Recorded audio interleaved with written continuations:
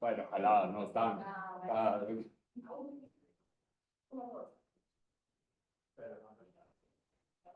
Bueno, ¿estás bien? ¿Necesitas algo? Sí, no, pienso que estoy bien. Me voy a fijar de vez en cuando Buenas en la tardes pantalla, a pero no veo todos. suficiente para... Antes que nada, una pequeña disculpa, pero hemos sido víctimas de un extraordinario crecimiento de la matrícula de la universidad y por lo tanto tuvimos que esperar a que se vaciara el aula para que ustedes pudieran entrar. Así que, bueno, esa es la razón por la cual empezamos un poquito más tarde de lo previsto.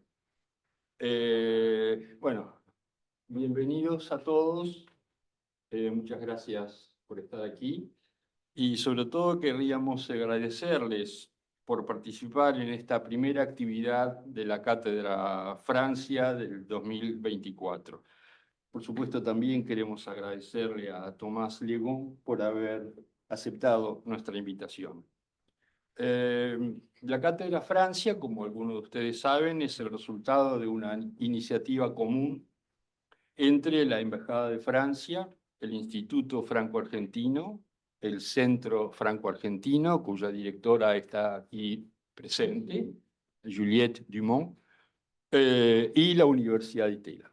La cátedra fue creada en el 2018, hace ya 7 años, con el objetivo de enhebrar y consolidar los vínculos entre Francia y Argentina a través de una serie de actividades como esta, conferencias, mesas redondas. Algunos de ustedes, estoy casi seguro, han participado ya en algunas de las actividades de la cátedra. A lo largo de estos 6 años y de modo ininterrumpido hemos organizado estas reuniones, atravesando, como ustedes saben, pandemias y otras adversidades. Por eso es que es una gran alegría para Claudia Romero, que está aquí presente y con quien coordinamos las actividades de la Cátedra Francia, poder haber sostenido el funcionamiento de la cátedra e iniciar hoy con la primera de las actividades que tenemos previstas para este año. Permítanme entonces presentarles quienes me acompañan en la mesa. Claudia Romero, a quien muchos de ustedes conocen, que es investigadora y profesora de los posgrados de Administración de la Educación y Políticas Públicas y en la Maestría de Políticas Públicas de la Escuela de Gobierno de la Universidad, y además es coordinadora de la Red Iberoamericana de Investigación sobre el Cambio y Eficacia Escolar. Claudia, en este caso, va a tener a cargo la moderación de esta reunión. Por otro lado, y renovando el agradecimiento, Tomás Legón, que es doctor en Sociología por la Escuela de Altos Estudios en Ciencias Sociales en París, y realiza en este momento un postdoctorado en el Instituto de la Transición del Medio Ambiente en la Universidad de la Sorbona. Es académico, además, académico visitante en el Instituto de Investigaciones Gino Germani de la Universidad de Buenos Aires. Su trabajo explora los imaginarios y las representaciones del futuro de los individuos para analizar fenómenos de rechazo, de negación, de ignorancia sobre el tema del cambio climático. En esta conferencia presentará una serie de resultados de su investigación, tanto en Francia como en la Argentina, que muestran cómo los individuos incorporan las cuestiones medioambientales a sus visiones del futuro y de sus proyectos personales. La conferencia, como ustedes saben, se titula Imaginarios del futuro y cambio climático. Tomás, a tu. Gracias. Bueno, solamente Sí, sí, esto. por La supuesto. conferencia va a durar unos 35, 40 minutos y luego les vamos a pedir que participen con preguntas, comentarios. Tomás además es franco-argentino, su mamá argentina le ha legado un muy buen español, así que vamos a poder tener una conversación muy directa. De todas maneras, acá estamos para ayudarte, tranquilo, en cualquier cosa que necesites. Tenés Yo tengo, sí, micrófono, creo que si es, funciona sí, bien y si no puedes me usar. parece. Perfecto. ¿Estamos grabando bien? Perfecto. Y tenemos aire en la temperatura indicada de acuerdo al título de la conferencia. Muy bien. Muchas gracias por las presentaciones y por recibirme acá. Bueno, tengo un castellano que funciona, pero a veces me faltan palabras, entonces a veces también por ahí me van a ayudar con algunas traducciones que me siguen costando de encontrar la buena forma de traducir algo. Em, eh, bueno, sí, o sea, la presentación que voy a hacer van a ver que voy a presentar un poco toda la metodología y todo, y además, o sea, lo que me interesa es cómo empecé a hacer el desarrollo de esa investigación que voy a mostrar en Argentina. Por ahí también me pueden ayudar tirándome preguntas y haciéndome comentarios que me pueden por ahí ayudar a pensar cosas que yo no pensé y mandarme, o sea, en caminos que por ahí pueden ser los buenos caminos para alguien que investigó más que nada hasta ahora en Francia y un poco en Argentina, pero recién empecé. El principio, o sea, lo que me hizo empezar a pensar esa investigación, en realidad viene de los conocimientos de otras ciencias, ciencias exactas, ciencias del sistema Tierra, ciencias naturales, que en realidad a través de la modelización que hacen de problemas ambientales, o sea, acá hablamos de cambio climático, pero también hay otros tipos de problemas ambientales, hacen que se diseñan como dos tipos de caminos que son nuevos, o sea, que nunca surgieron de esta forma para civilizaciones humanas y menos todavía civilizaciones humanas complejas como las sociedades en las cuales vivimos. El primer camino sería de tratar de mantener las organizaciones que son las nuestras, digamos más que las organizaciones, las tendencias históricas de esos 2 últimos siglos, que son las tendencias en las cuales construimos nuestra vida. Y ese mantenimiento, los que no, las otras ciencias, las ciencias exactas, las ciencias del sistema Tierra, etcétera, nos dicen mantener esas tendencias es imposible, o sea, aparece imposible a medio o largo plazo, porque los impactos que generan las degradaciones ambientales que van con esas tendencias hacen que no sabemos cómo se pueden adaptar sociedades complejas a semejantes impactos. Entonces, seguir como estamos a un cierto punto se vuelve imposible. Entonces, para evitar esos problemas, para decirlo como Filippo Giorgi, para evitar lo inmanejable y manejar lo inevitable, hay que hacer transformaciones voluntarias que serían lo que llamamos transición ecológica y tienen que ser muy importantes, drásticas en realidad, para evitar algunos problemas. Puse el ejemplo de la neutralidad de carbón, que es una forma de evitar, de pasar de superar 2 grados, por ejemplo, de calentamiento global en comparación con el periodo preindustrial, porque más allá de 2 grados no sabemos bien cómo nos podemos adaptar. Entonces, neutralidad de carbón requiere un cambio tremendo. Y eso probablemente lo que dicen historiadores franceses y por ahí de todo el mundo, pero yo leí mucho más franceses que de todo el mundo, entonces si tienen nombres también me pueden tirar, es que las escalas y la velocidad de esos cambios voluntarios, eso nunca pasó. Entonces tampoco sabemos si en realidad somos capaces, manteniendo organizaciones complejas, de llevar a cabo esos cambios tan fuertes, digamos. Entonces, en los dos casos, a medio plazo, entonces en el tiempo de la vida de un estudiante de esa universidad, en el tiempo de mi vida seguramente, digamos, el camino más seguro es el camino del cambio. Lo menos probable es seguir como estamos, porque o cambiamos por choques o cambiamos para evitar los choques, pero en los dos casos hay que cambiar.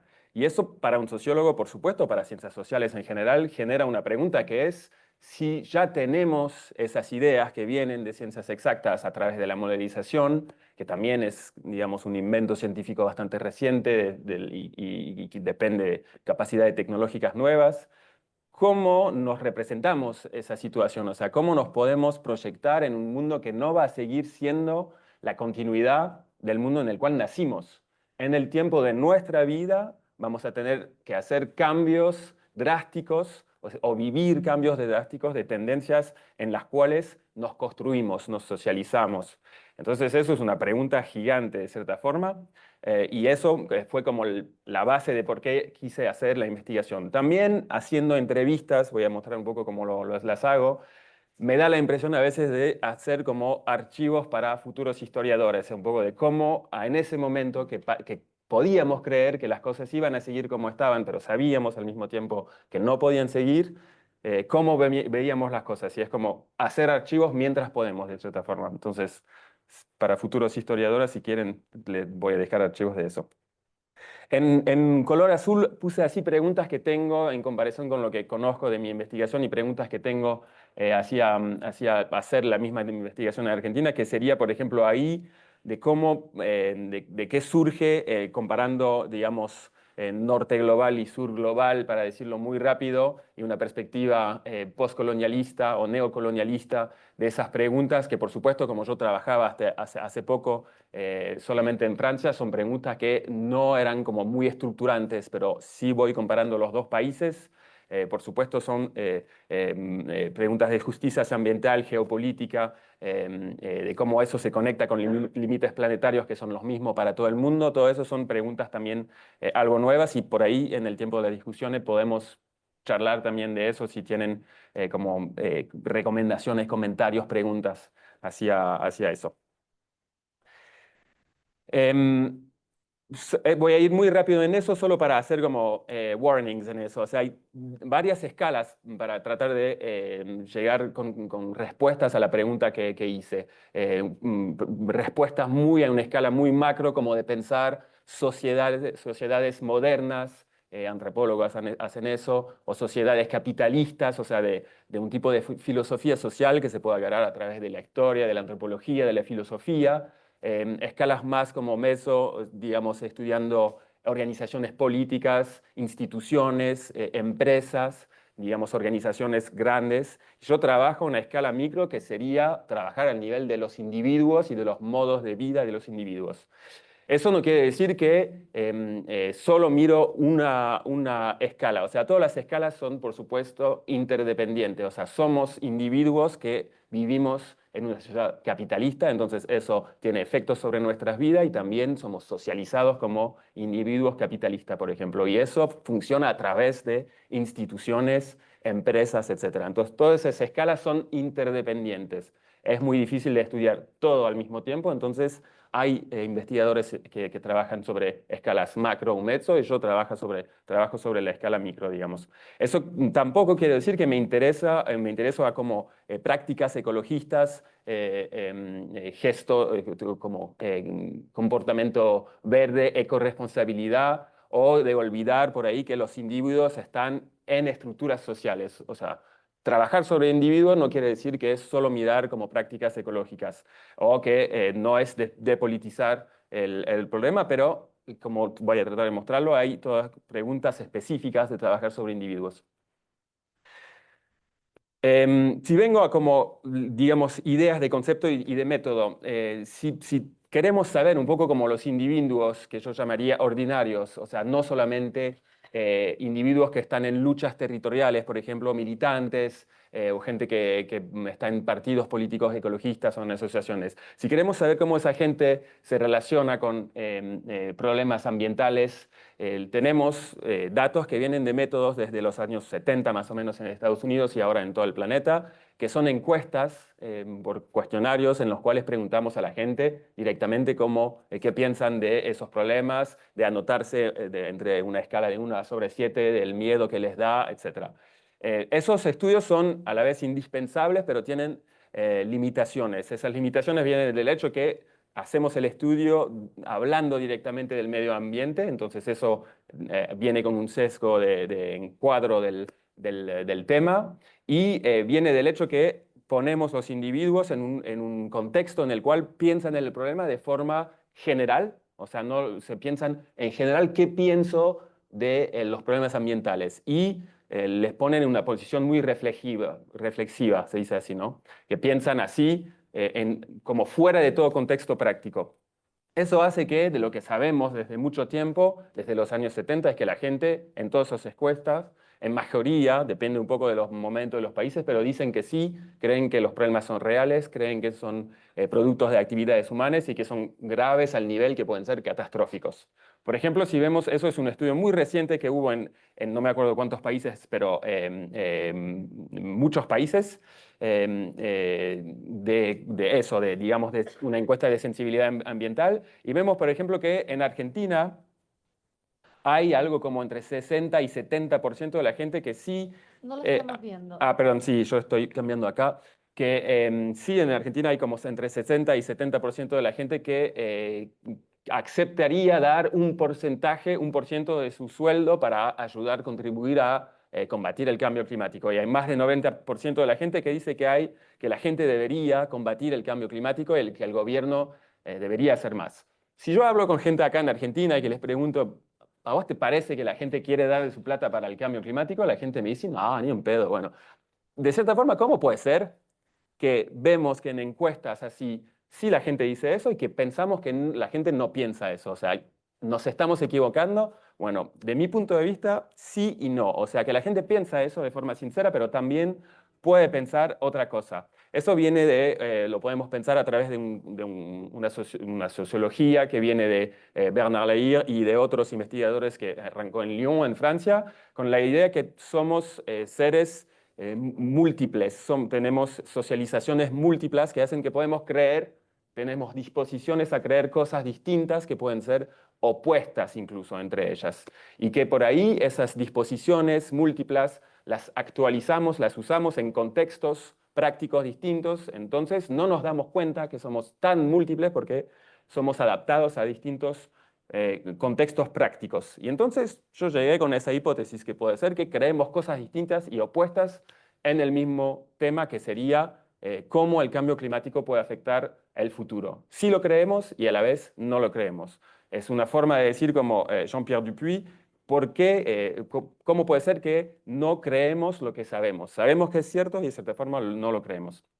Entonces toda la idea es de entender mejor esas creencias ecológicas que pueden ser múltiples y opuestas, observando cómo la gente se proyecta hacia el futuro. Entonces, como lo voy a mostrar sin hablar de eso, lo voy a mostrar eso antes. Sin hablar de ecología, yo no hablo de eso en la investigación, solo hablo de cómo la gente se imagina el futuro y cómo se proyecta hacia su propia vida futura. Y veo cómo surgen los temas ambientales adentro de eso. La idea es evitar uno de los sesgos que vienen con las encuestas, que sería lo que podemos llamar como un efecto de legitimidad, porque como el tema tiene una muy grande legitimidad moral, o sea que sí cuidar el ambiente y proteger el planeta, eso es ser un buen como, ciudadano, digamos, es ser responsable. Entonces, no sabemos si medimos el hecho de que la gente se presenta de forma sincera, pero de una forma idealizada, o si medimos realmente esa variación y esa variedad de creencias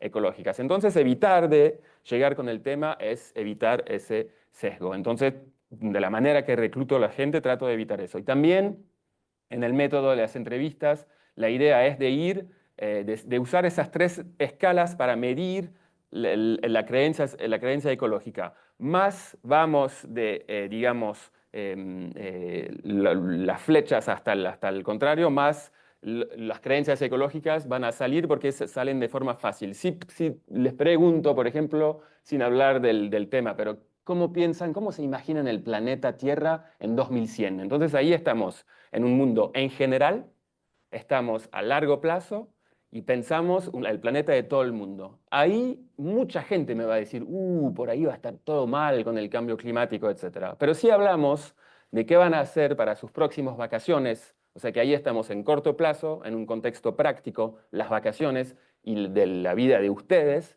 por ahí el tema del cambio climático a ese momento no va a existir. Me van a hablar de vacaciones y de cómo está alarmando, pero el tema no va a surgir. Entonces, empiezo con esos contextos prácticos a corto plazo y a un nivel individual y voy empujando de a poco hacia, en general, a largo plazo y colectivos hasta que salga, si sale, el tema y de ahí hablamos de ese tema. Eso sería el método que tengo para esa investigación.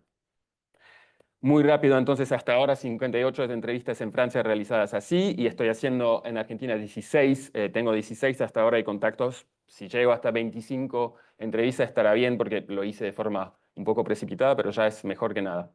Y voy a mostrar sobre todo ahí algunas entrevistas con adolescentes porque son las primeras que analicé, entonces las tengo bien analizadas, pero en realidad los resultados que voy a mostrar funcionan también para otras edades. El primer tipo de resultado que podemos ver es utilizar el concepto de disonancia que viene de Bernard Lahire.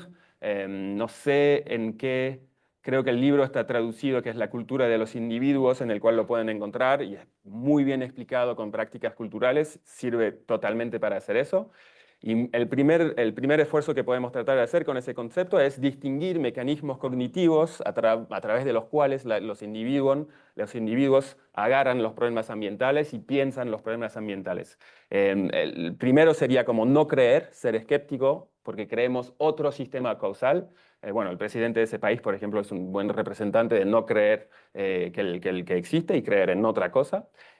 Creer que existe, pero negar que existe, o sea, sé que existe, pero no quiero saberlo, un poco como el mecanismo de duelos, por ejemplo. Y también existe disonancia cognitiva, o sea, nos damos cuenta que creemos algo, por ejemplo, hay que cuidar el planeta, pero bueno, me fui en vacaciones una semana con un avión a Miami, por ejemplo, ay, me siento mal con eso, entonces, ¿qué hago? Trato de justificar eso, bueno, sí, pero tenía mucho trabajo, entonces quería relajarme, o bueno, yo no elegí, mi amiga eligió eso y bueno, me fui. Entonces, en disonancia cognitiva tenemos esas dos versiones que no van juntas y tratamos de o justificarlas o cambiar las acciones para que, bueno, no voy a Miami. Al final, o sea, abandonan la idea. El concepto de disonancia es un poco distinto porque no genera, en comparación con disonancia cognitiva, no genera ese tipo de inconforte que viene con disonancia cognitiva. ¿Por qué? Porque no nos damos cuenta que pensamos dos cosas distintas, porque los pensamos en contextos separados. Entonces, si esos contextos no se cruzan, no nos damos cuenta que pensamos cosas diferentes, potencialmente opuestas. Entonces, digamos, si distinguimos todo eso, tenemos una variación de mecanismos cognitivos.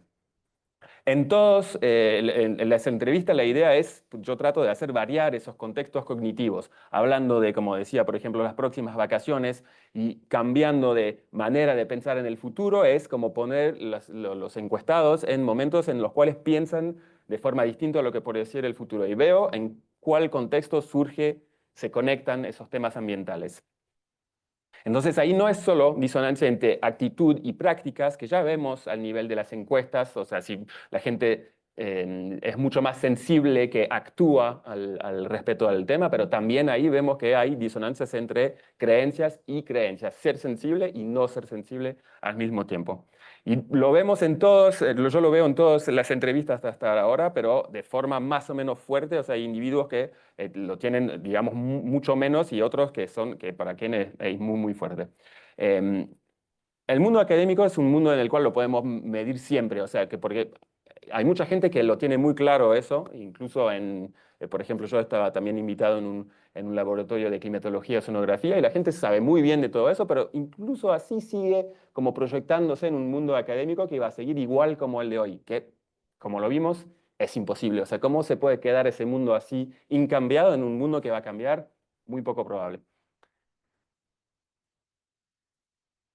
Ahí es una entrevista en la cual se ve ese tipo de disonancia, porque Marianne, que es estudiante, de cierta forma sabe que el cambio es inevitable, lo presenta así, pero también no cree que es posible, que son dos cosas, por supuesto, que no pueden ir juntas. O sea, que si el cambio es ineluctable, es imposible que sea imposible. Ella me dice, bueno, creo que desde el punto de vista de la huella ecológica, incluso de la degradación, la contaminación, ya es un poco tarde. Me hace reír la generación de nuestros viejos que dicen, les toca a vosotros hacer los cambios, pero no, empezó con vuestra generación y somos nosotros los que somos jodidos ahora. Yo le pregunto, y entonces, en tu cabeza, ¿cómo ven las cosas? ¿Y cómo las entiendes? Es demasiado tarde. ¿Qué significa eso en realidad? ¿Demasiado tarde para qué, por ejemplo? ¿Qué va a pasar?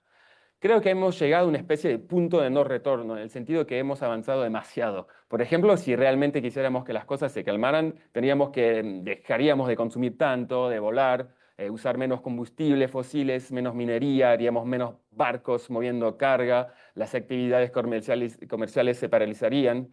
¿Y crees que es deseable que hagamos eso, que es demasiado en comparación con los peligros? Y ahí me corta y no se puede, no es posible, porque nos hemos acostumbrado tanto a nivel de lujo y de comodidad, no podríamos volver a la forma en que solíamos vivir, donde ya no tomamos cierto tipo de transporte como aviones, menos autos, ya no hay cierto tipo de intercambio. La sociedad de consumo hace que sea imposible volver a otra cosa, creo. Entonces ahí tenemos los dos momentos muy pegados de pensar que el cambio es ineluctable, pero también que es imposible. Ahí voy a mostrar como un pedazo, o sea, una entrevista en dos pedazos. Un primer momento en el cual hablamos con Cheré de su vida futura, en un juego en el cual le digo, mira, imagínate en 2035, tienes 30 años. ¿Por qué 2035? Muy rápido, porque a ese momento sabemos que con muy gran certeza vamos a superar 1,5 grados, que era el límite del Acuerdo de París, digamos, el límite bajo, y también algunas leyes en Europa, como por ejemplo la interdicción de venta de autos a combustibles fósiles, por ejemplo, van a llegar. Entonces ya cambios de vida que se supone que son bastante fuertes. Entonces en 2035 vos tenés 30 años y los planes que tienes en la cabeza van como lo previsto, cómo sería tu vida. Y ella me dice, bueno, para empezar estaría muy metida en mi trabajo, vería muchos a mis amigos, viajaría por todas partes, pero mis viviendas estarían en Estados Unidos y Londres. Y seguiría yendo a Francia a ver mi familia y iría a Irán, donde nació su madre. Pero viajaría y francamente no me sentiría realizada hacia los 30 años. Como me parece muy irrealista, trato de empujarla como si las cosas van según lo previsto y haces las cosas que crees que podrías hacer en la vida, ¿cómo sería tu trabajo? Más que nada me encantaría ser la jefa. Me imagino dirigiendo una gran empresa en muchos países donde podría viajar y firmar acuerdos comerciales. Entonces no pensás ser empleada de una gran empresa. No, no quiero ser empleada. Seguro que sería empleada al principio, pero mi objetivo es ser la que esté arriba, la que manda. Y después estamos hablando de su vida soñada, o sea que ahí no tiene que ser realista, o sea, todo es posible, como una vida de películas. Y ella quiere una mansión en Los Ángeles. Y le pregunto, ¿por qué? Porque sé que es superficial, pero ¿quién no soñaría como, bueno, hay gente que no suena con eso, lo sé, pero para mí personalmente está el mar, una ciudad y todo eso. ¿Conoces a gente que no sueñe con todo eso? En realidad su mamá, piensa en su mamá, me dice después. Conozco a gente que quiere vivir de forma muy sencilla. Eso también está bien, ¿no? No veo el interés en eso. Ese modo de vida, ese de crecimiento económico muy fuerte, sabemos que es el menos probable que se pueda difundir o mantener porque es el modo de vida que genera más daños en realidad. Entonces esa vida soñada es bastante poco probable. Y podemos pensar que por ahí ella no piensa en el cambio climático, en problemas ambientales, pero no es tan simple. Me dice mucho más tarde en la entrevista, cuando hablamos del futuro en general, me dice, en mi opinión, va a ocurrir muy pronto. El calentamiento global es real ahora mismo. Y también lo es la escasez de combustibles fósiles. Dentro de 50 años puede que no nos quede nada. Y tenemos que crear, bueno, nuevas cosas, coches eléctricos, pero incluso autos eléctricos usan tanto petróleo para hacerlo como un auto normal, así que ya está. Pero bueno, sí, el calentamiento global, el deshielo de las casquetas polares, la extinción de ciertas especies, para mí eso existe y va a continuar cada vez más. Entonces tiene un conocimiento en realidad bastante bueno de causa, consecuencias y tipo de eventos. Entonces yo le pregunto, parece muy segura de lo que va a suceder. ¿Cómo sabes todo eso?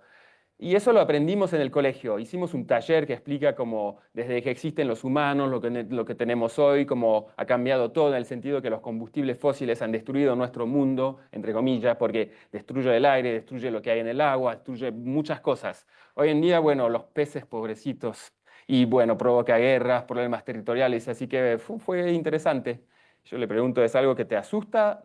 Porque decís que está ocurriendo de verdad y describís algo muy serio. ¿Cómo te hace sentir eso? No va a pasar de inmediato, pero sé que, por ejemplo, si veo a mis nietos, sé que sí, que realmente van a experimentar el calentamiento global, realmente va a ser muy complicado para ellos. Incluso tengo miedo que vayan al supermercado a comprar oxígeno, ese tipo de cosas.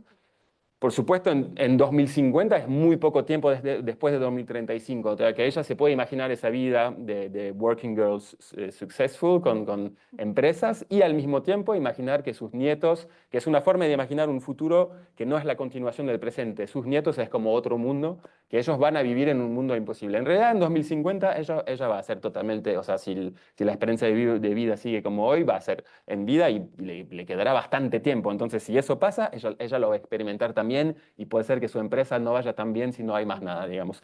Entonces puede creer las dos cosas distintas al mismo tiempo y eso funciona.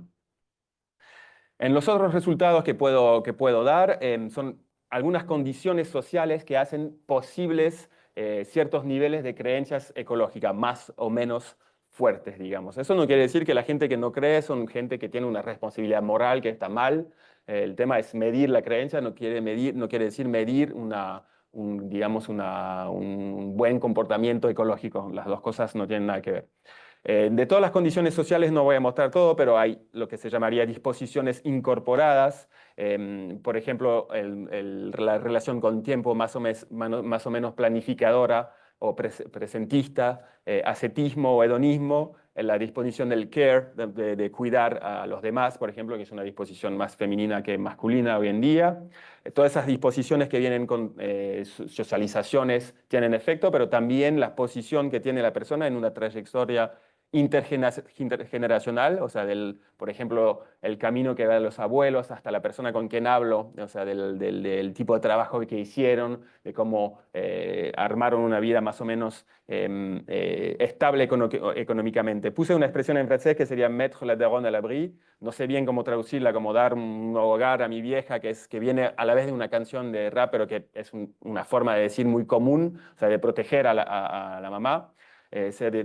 Hay algunos que pueden ir de ahí hasta querer una vida sencilla, o sea, de no quiero eso. Entonces, en relación con la generación previa, querer proteger económicamente a la generación previa o querer una vida más simple que la de la generación previa.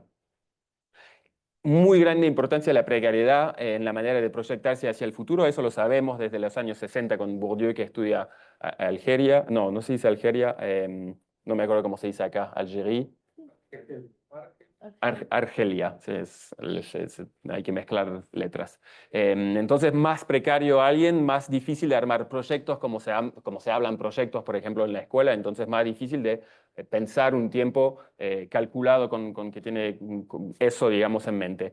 También muy grande importancia del capital cultural, que desde que lo medimos está correlacionado con una conciencia medioambiental más fuerte y una mayor capacidad para transferir los conocimientos, por ejemplo, de la escuela, porque vimos así con los adolescentes, fuera de la escuela y usarlo para pensar su propia vida, por ejemplo, o de usar también esos conocimientos que pueden venir de otro tipo de ambiente, y la socialización familiar que va con el capital cultural, una socialización política, ecológica también, lo vamos a ver un poco.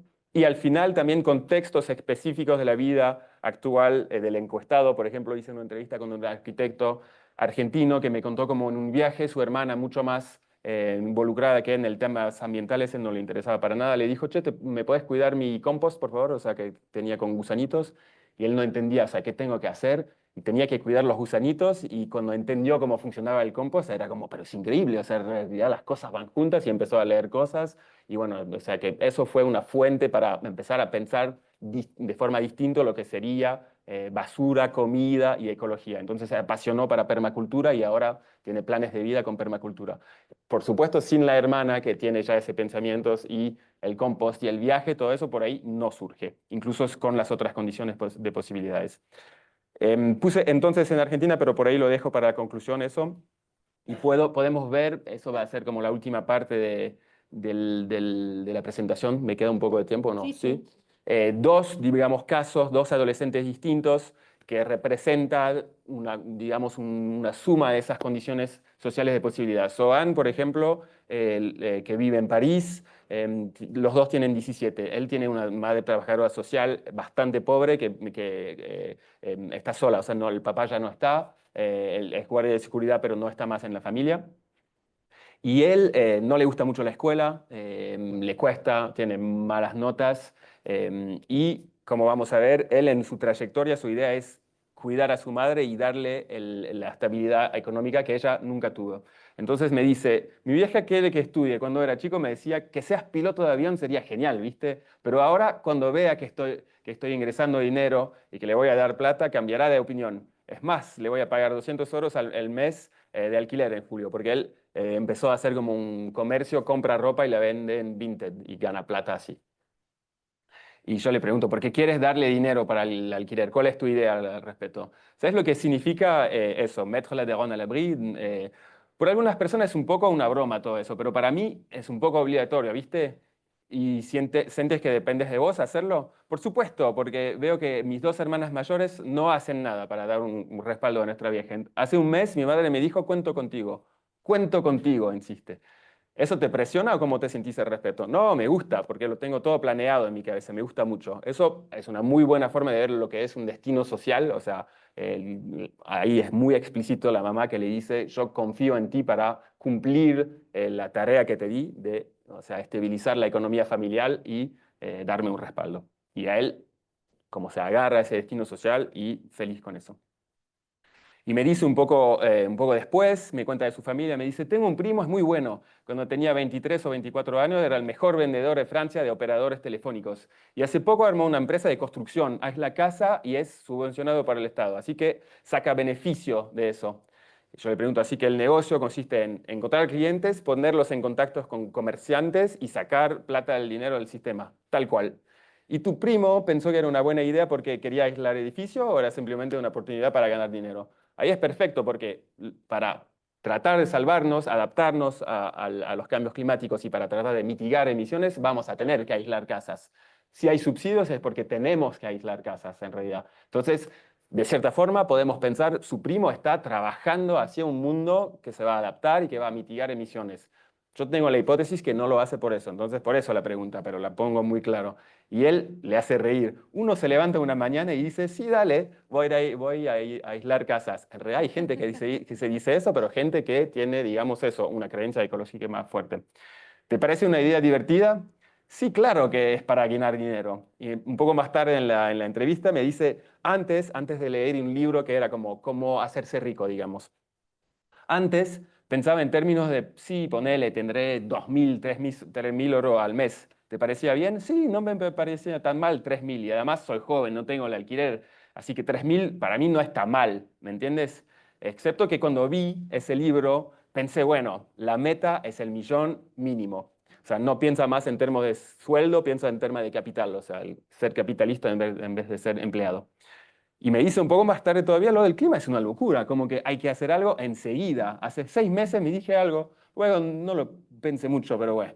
Pienso que cuando tenga 30 años, si veo que no hay nadie que está haciendo algo, claro, bueno, seré rico en ese momento, bueno, junto a mucha gente que sabe lo que hace y haré algo por el clima. Hay que hacerlo, porque si tengo hijos no puedo decirles, bueno, eso es tu problema, pero es tentador, ¿me entiendes? Entonces vemos también que no es porque no le importa que lo piensa así. Él tiene un interés económico, tiene un destino social para cumplir y tiene una meta de ganar mucha plata, digamos. Y a cambio podemos ver como Yael, que tiene también 17, que tiene padres ingenieros y ellos son militantes ecologistas, ella lo piensa muy distinta. Ella es una de las mejores alumnas de su clase y tiene como ambiciones escolares muy grandes, digamos. Puse en los dos, perdón, que en ese caso el valor simbólico del capital económico es más grande que el capital cultural y acá es al revés, el valor simbólico del capital cultural es más importante que el capital económico. Y a él me dice, para mí en mi cabeza, en el orden, entre comillas, de la jerarquía de las escuelas, es la clase preparatoria que viene después ¿cómo se dice? El baccalaureat sería bachillerato. Son como un momento para preparar lo que se llama grandes escuelas en Francia, que sería el élite de los estudios superiores. Entonces, clase preparatoria, luego tienes el DUT, luego la licenciatura. Y hablé con mis padres sobre hacer un DUT para trabajar en proteger la biodiversidad. Y luego un máster. Y me dijeron que iba a terminar con gente que trabaja menos, gente menos seria, que si quería entrar en una licencia, bueno, voy a acabar con todo. Así que me dijeron, pensalo bien, ¿estás preparada para acabar con gente así en tu clase? Entonces pasé los últimos 6 meses pensando en lo que realmente quería hacer. Si quitas todos los estereotipos de la sociedad, por ejemplo, que en el grado vas a acabar con gente muy malos y que en el posgrado, Tenés que pasar, hay que pasar esto. perdón, Ahí. ahí. Que el grado vas a acabar con gente muy malos y que en el posgrado, por consecuencia, vas a ser menos fuerte que si tienes un diploma de ingeniera de Grande École y todo eso, bueno, pensé que tal vez el diploma de ingeniería no era vital. de hecho. Yo le pregunto, ¿esos estereotipos los tiene la sociedad o crees que son algo cierto? Lo que te dicen tus padres es un estereotipo, me cuesta esa palabra, de la sociedad. Y ella me dice, sí, hasta cierto punto. Después depende del lado en el que querés estar. Si quieres ser la mejor y todo eso, entonces sí necesitas un título de ingeniero. Pero la pregunta es, ¿realmente quieres ser la mejor o solo quieres disfrutar y hacer lo que te parece bien y útil? Entonces, como que aceptar de no competir para proteger, que eso viene también con care, ese de la idea que cuido a los demás en vez de pensar en mi propia ambición. Y me dice después, hablamos del sueldo de su madre, que es ingeniera, que gana más de 4.000 euros al mes. Entonces, por supuesto, si comparamos con Sohan, su madre, ella gana ya mucha plata, tiene una casa, son propietarios, los abuelos ya eran propietarios y estaban bien. Y yo le pregunto, ¿te da la impresión que ese sueldo es muy alto, un poco por encima de la media, dentro del promedio? ¿Vos cómo ves un sueldo así? Creo que es un salario muy bueno. Para mí no es un objetivo tener un sueldo tan bueno. Vemos la diferencia con Sohan, que no me decía eso.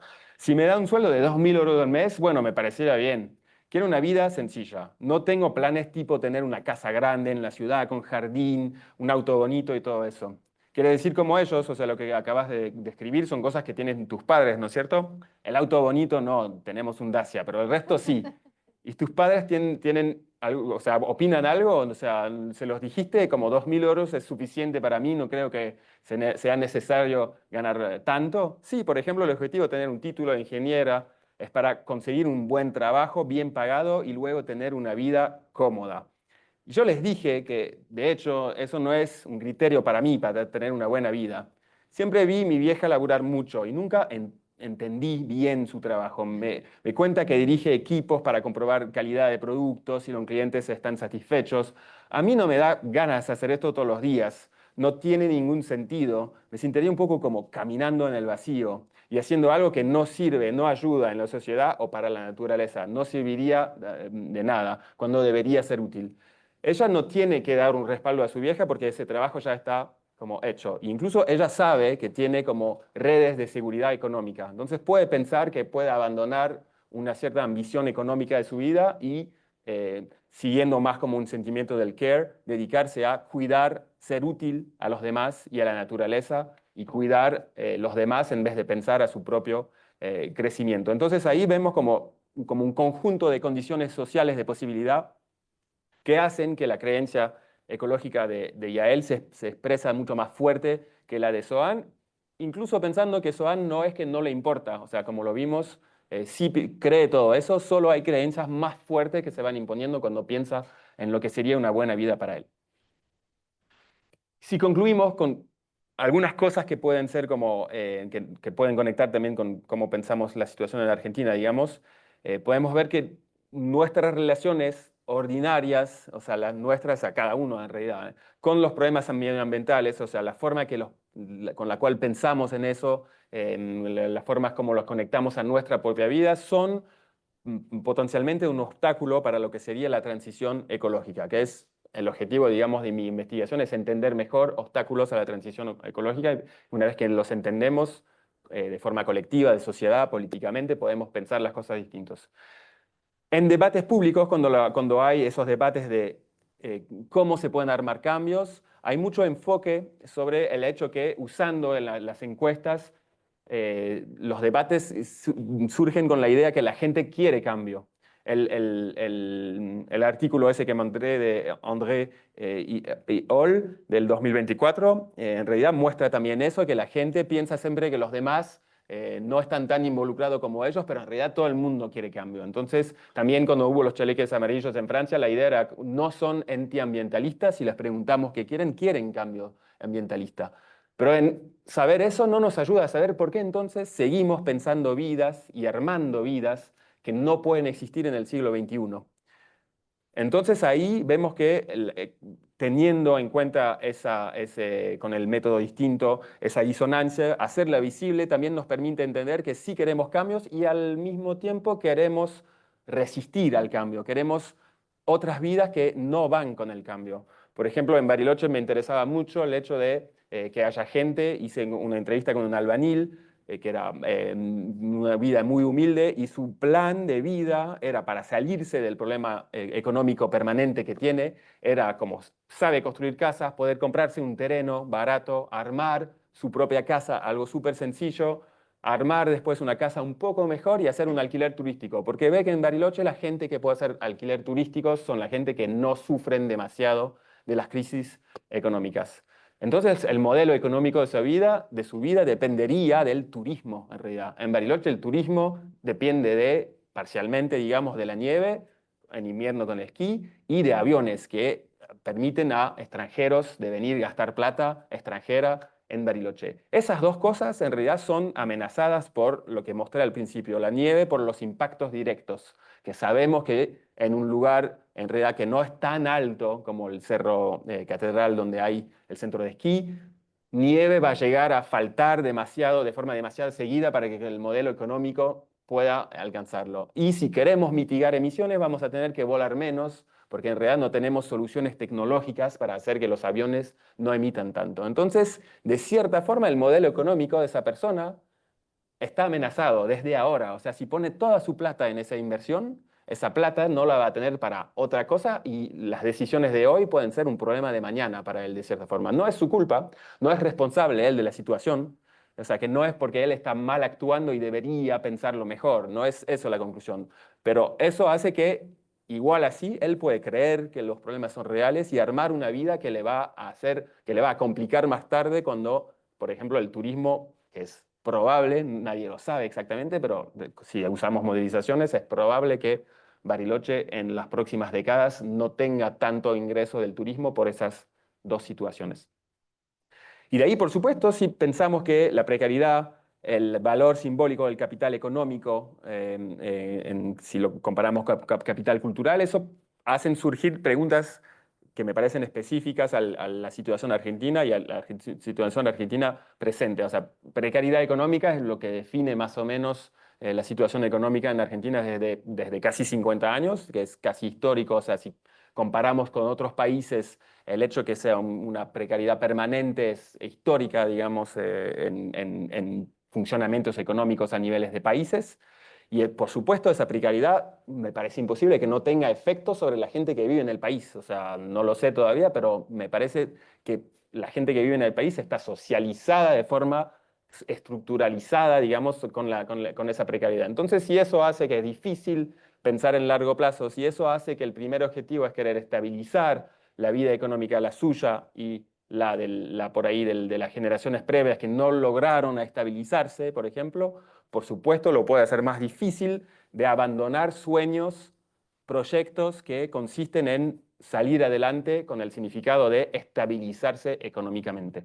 Yo tengo por ejemplo, bueno, no sé con quién lo podría hablar acá, pero el hecho que el desarrollo de Vaca Muerta y del fracking acá en general, que es una promesa de ingresos económicos y de estabilización económica, es un caso perfecto, porque en realidad sabemos que las energías fósiles tienen que quedarse en el suelo. Si queremos evitar de superar esos 2 grados después de los cuales no sabemos cómo adaptarnos, en realidad 80% de lo que sabemos que existe de energía fósil tiene que quedarse en el suelo. O sea, tenemos que abandonar la idea de explotarlos. Entonces, ¿cómo podemos pensar eso? O sea, que o permitimos a Argentina de usar sus recursos para por fin estabilizarse económicamente y solo ellos pueden hacerlo, o algunos otros países, pero ya está, o Argentina también tiene que abandonar ese sueño de estabilización a través de, por ejemplo, Vaca Muerta, pero también de, por ejemplo, soja o sea, partes estructurantes de lo que es la economía presente de Argentina. Esas fuentes económicas que permiten pensar en un futuro más estable vienen con problemas que van a destabilizar no solo el país, pero todo el resto del mundo, digamos. O sea, que Argentina no es la solo responsable, pero de cierta forma viene con eso. Pero la precariedad económica hace que es muy difícil pensarlo. No cambia el problema sigue existiendo, pero nos cuesta pensarlo y creer que realmente va a existir, digamos. Entonces, yo lo pienso así de lejos, no lo veo todavía y no sé bien, tendría eso que investigarlo más, pero esas preguntas de cómo la precariedad estructura el país, me parecen como que van a ser algo muy, muy fuerte en comparación, por supuesto, con Francia, con el cual las reglas políticas, económicas, hacen que podemos, digamos, hacer apuestas en el futuro mucho más, con mucho más certeza que de lo que vamos a obtener haciendo una inversión, digamos. Bueno, ya con eso ya es bastante y muchas gracias.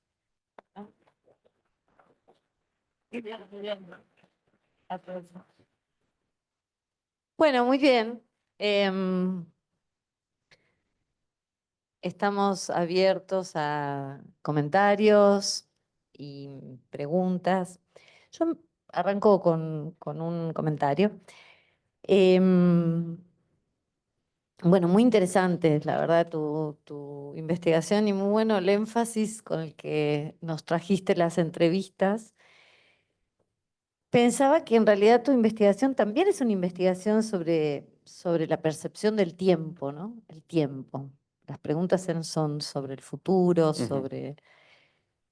Y ahí me parece que hay dos cuestiones, la edad de quien es entrevistado, la percepción del tiempo de un adolescente, por ejemplo, y es bien distinta de un adulto, ¿no? De un adulto mayor. Y las condiciones económicas o socioeconómicas del individuo también condicionan fuertemente el tiempo. Yo no sé, eh, algo dijiste de estos dos adolescentes o de otros, pero en otro momento conversábamos que una de las cosas más impresionantes de ver en jóvenes argentinos, hay algunas investigaciones, jóvenes que dejan la escuela secundaria y que van avanzando en un nivel de marginalidad mayor. Una de las dimensiones que desaparece es la del futuro. O sea, no es posible hablar del futuro, no hay representación del futuro. El futuro es hoy a la noche, es mañana, ¿no?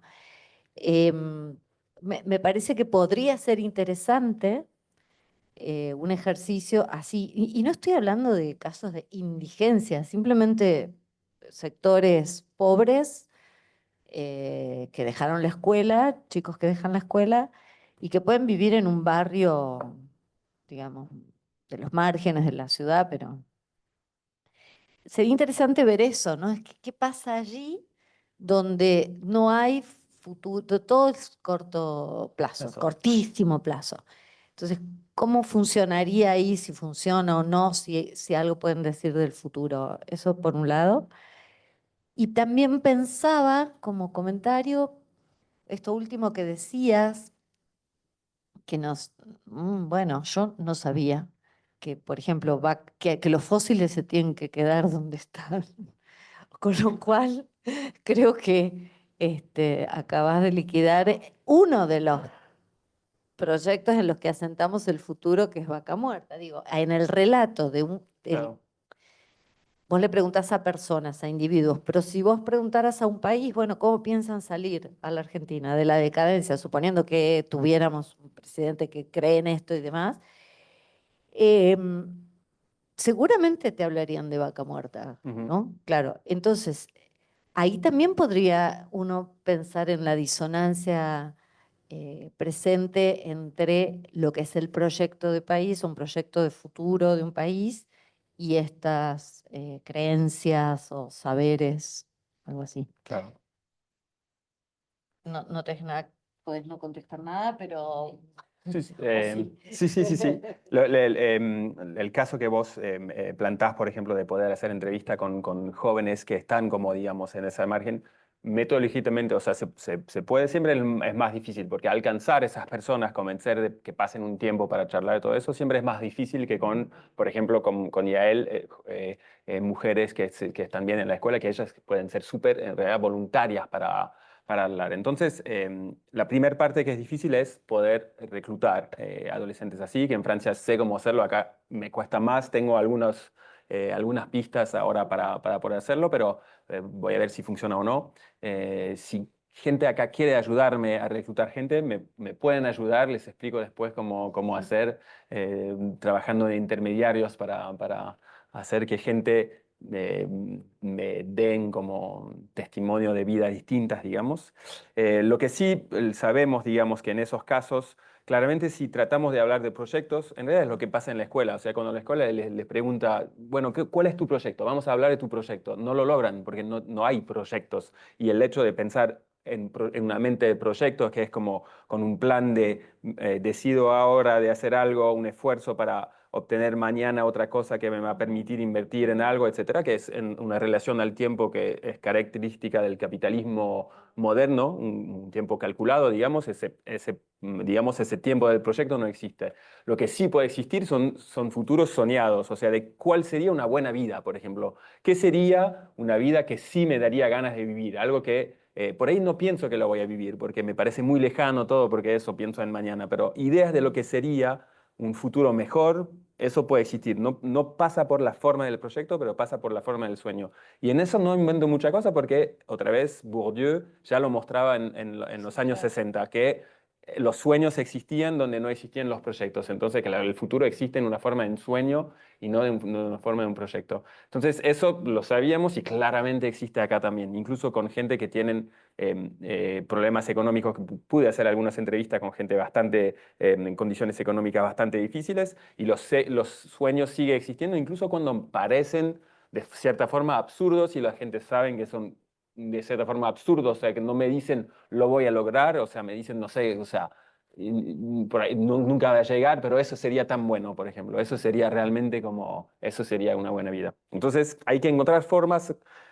contextos cognitivos a través de los cuales los individuos logran hablar de ellos, de la vida, digamos, al futuro. Porque en realidad siempre hay algo del futuro, o sea, no es que, porque por ejemplo, incluso para alguien que está, como vos decías, de la edad cambia, pero si hago entrevista con gente que tiene, ponerle 60, 70, siempre hay un futuro que puede pasar a través de los niños o los nietos, por ejemplo. Y eso es un futuro en el cual la gente puede poner muchos esfuerzos para, por ejemplo, dar una herencia. O sea, que se organizan en la vida de ellos para pensar el futuro de la trayectoria que sigue después de ellos. Entonces, siempre hay una trayectoria intergeneracional en la cual se puede pensar en el futuro, incluso para gente que me dice, yo no tengo futuro. En realidad les queda a veces como 20 a 30 años para vivir, no sabemos, pero siempre hay un futuro, digamos, hay que encontrar las formas para que cada uno pueda pensar al futuro y pueda hablar del futuro sin decirme, no sé, qué sé yo, al futuro. No hay futuro. Si llego a ese punto es que yo hice mal mi trabajo, o sea, que de investigador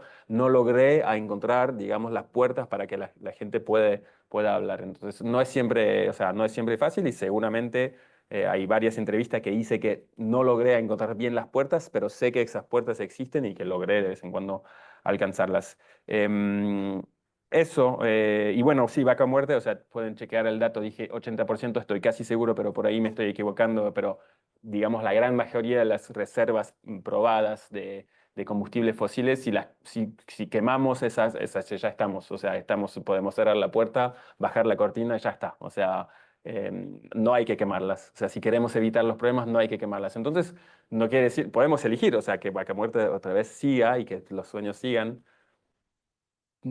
Habría que justificarlo en relaciones internacionales y geopolíticas, me parece complicado ese estado, pero bueno, o sea, a mí lo que me parece es que, digamos, una planificación ecológica racional tendría que tener eso en mente. O sea, de pensar, bueno, entonces si no podemos tocar eso para evitar problemas, o sea, si no queremos tener problemas gigantes de dengue, de corto de luz, cuando vamos a izar aires en olas de calor tremendos, de inundaciones que hacen que la vivienda de mucha gente esté impactada, bueno, entonces tenemos que dejar vaca muerta. Entonces, ¿qué? Entonces, ¿qué es el plan económico? Eso sería, de mi punto de vista, digamos, una planificación racional que tiene en cuenta los conocimientos científicos para pensar un futuro que no es el futuro de mucho tiempo, de algunas décadas nada más. O sea, que en 2050 ese problema tenemos que tenerlo resuelto. O sea, si no lo resolvemos, estamos muy mal.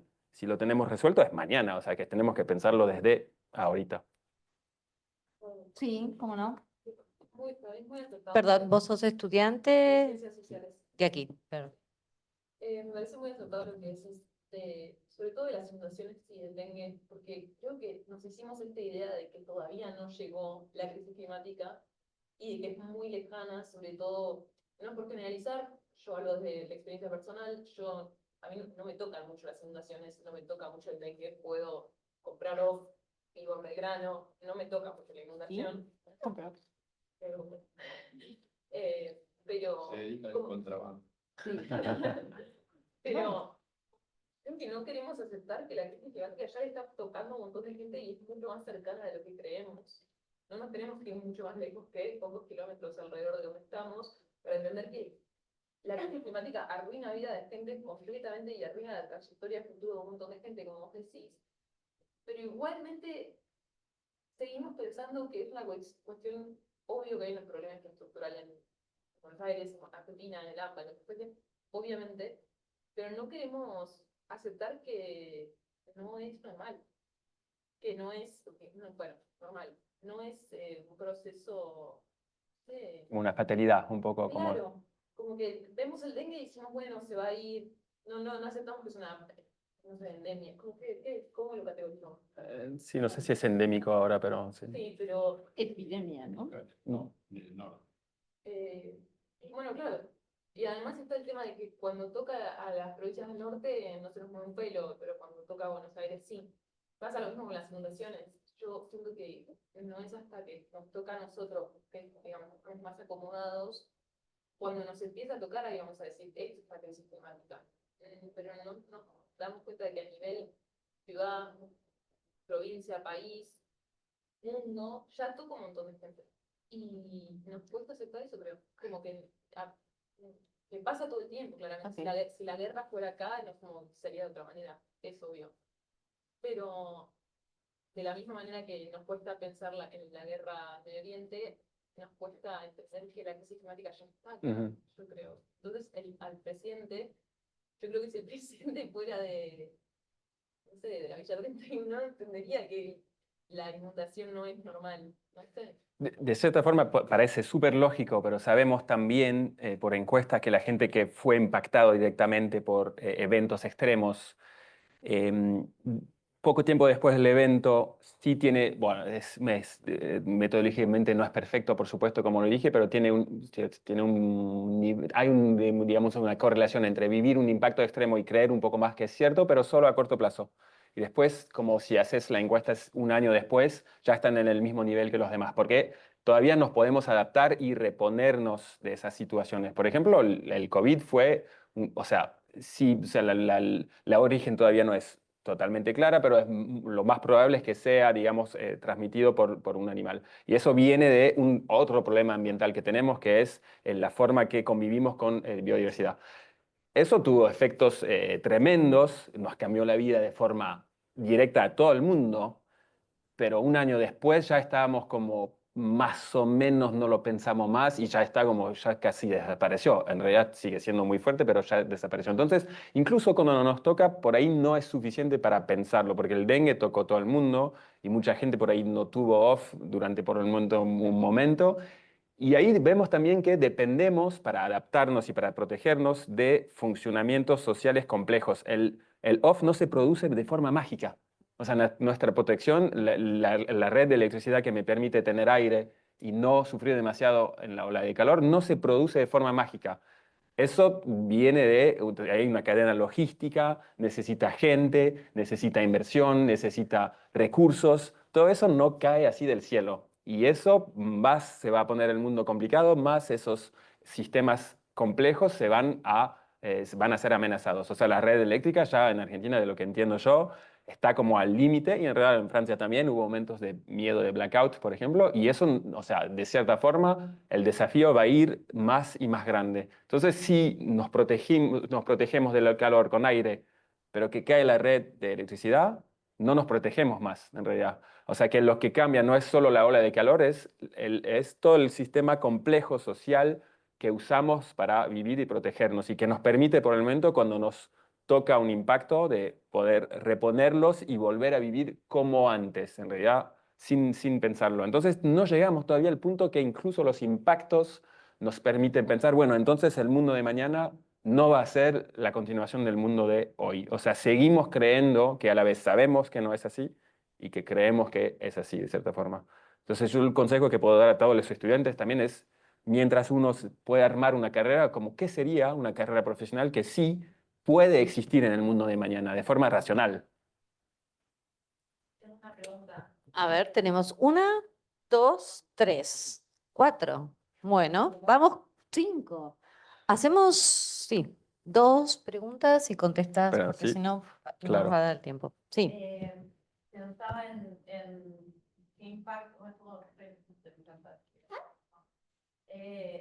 pensaba en el impacto de la intervención en sí, ¿no? De que vos te sentás a tener una entrevista con una persona y esa persona piensa y sueña en su futuro, pero no tiene un momento particular donde lo hace. Está estudiado el hecho de qué pasa cuando vos lo entrevistas y la haces, desencadenás, triggerías ese pensamiento, y si esto tiene algún impacto en el hecho de cómo nos imaginamos, cómo nos proyectamos. Lo pienso en relación a que siento que faltan imaginarios de futuros posibles y deseables, porque la comunicación suele ser catastrófica y estamos bombardeados del fin del mundo, y nos faltan narrativas posibles de futuros lindos. ¿Qué pasaría si hacemos una intervención donde damos una posibilidad, planeta del 2050, lo que sea visible, que sea tangible, que lo podamos ver, qué impacto eso tendría en nuestro comportamiento? ¿Alguna de las preguntas está en esta línea? A lo mejor sí, porque Bueno, vamos. tenía- Bueno, es método, sí. me quedó la duda de la selección de casos, cómo seleccionas los casos y cómo seleccionas textos, los casos, en el sentido si encontrás también entrevistas de que donde no hay discusiones, y no sé si el método de saturación, hasta cuándo entrevistas, cuál es el tamaño de entrevistas para las diferencias. Perfecto. ¿Alguna otra pregunta metodológica acerca del, no? Bueno, Empiezo por la última. La idea primera era tener, digamos, 3 formas de reclutar. Primera, de forma totalmente aleatoria, o sea, incluso podía, lo hice poco, pero lo hice como, podía ir en un parque y decir, hola, soy sociólogo, o sea, trabajo sobre cómo la gente imagina el futuro, porque de cierta forma, como todo el mundo tiene algo para decir, era como una forma de, ni siquiera estoy midiendo lo que voy reclutando, recluto gente así. Otra era tratar de tener una máxima variedad de estilos de vida distintos, que eso hace que es muy difícil llegar a saturación, por supuesto, porque siempre hay algún tipo de variación que no puedes tocar, digamos. No sé si es la mejor idea, yo pensé, como no sé cómo bien arrancar con eso, voy a tratar de tener como eso, de variedad de edad, variedad de lugares donde vive la gente. Yo como trabajaba en Francia hasta hace poco solamente, era como, bueno, en todo el país, zonas rurales, zonas urbanas, zonas de montañas, de agricultura, de mar, niveles económicos distintos, etcétera. Bueno, entonces variedad, eso sería como maximizar esa variedad. Y el tercer, digamos, formas de reclutar era con perfiles que me parecían directamente conectados con los temas. Por ejemplo, pensé, bueno, sería bueno tener gente que trabaja en construcción de autos, porque esa construcción de auto va a cambiar sí o sí, porque hay una ley de cierta forma. Entonces, como ellos lo ven, si no hablo de eso, ¿cómo surge el tema? Gente que trabaja en manejo de la basura, por ejemplo, o sea, gestión de basura, del agua, por ejemplo, y también con gente que sabía por intermediarios que eran súper como ya involucrados en el tema, súper como militantes, por ejemplo. Ellos no saben que yo sé que son militantes, y gente que también sé por intermediarios que no creen que todo eso es cierto, porque ahí era una forma también de medir si mi método funcionaba. O sea, normalmente si la gente que ya estaba súper involucrada, hablando de las próximas vacaciones sin tocar el tema ambiental, normalmente iba a surgir el tema, digamos.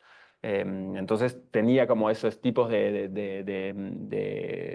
formas de reclutar. Podría seguir seguramente haciendo varias entrevistas, y eso claramente es un problema de hacer la encuesta como la hice, o sea, en población en general, sin tener un enfoque en un tipo de personas, y no creo que llegaré a saturación hasta bastante tiempo, porque elegí ir al revés de lo que me permitiría llegar a saturación, que siempre es un problema porque es mucho más cómodo pensar, bueno, ya llegué a saturación, me siento bien de poder afirmar cosas. Entonces lo que puedo hacer es solo ver como en configuraciones específicas, individuales, como condiciones de posibilidades hacen creencias. Eso no quiere decir que me permite saber cómo es en general, pero sé en configuraciones específicas cómo funciona. Eso sería la forma de contestar así. Y la otra pregunta, no sé bien qué va a cambiar, porque en realidad muy poco, o sea, lo que podría pasar es que las disonancias se vuelven disonancias cognitivas, o sea, que la entrevista hace que la gente se dé cuenta de las disonancias. Y yo empujo poco eso, porque eso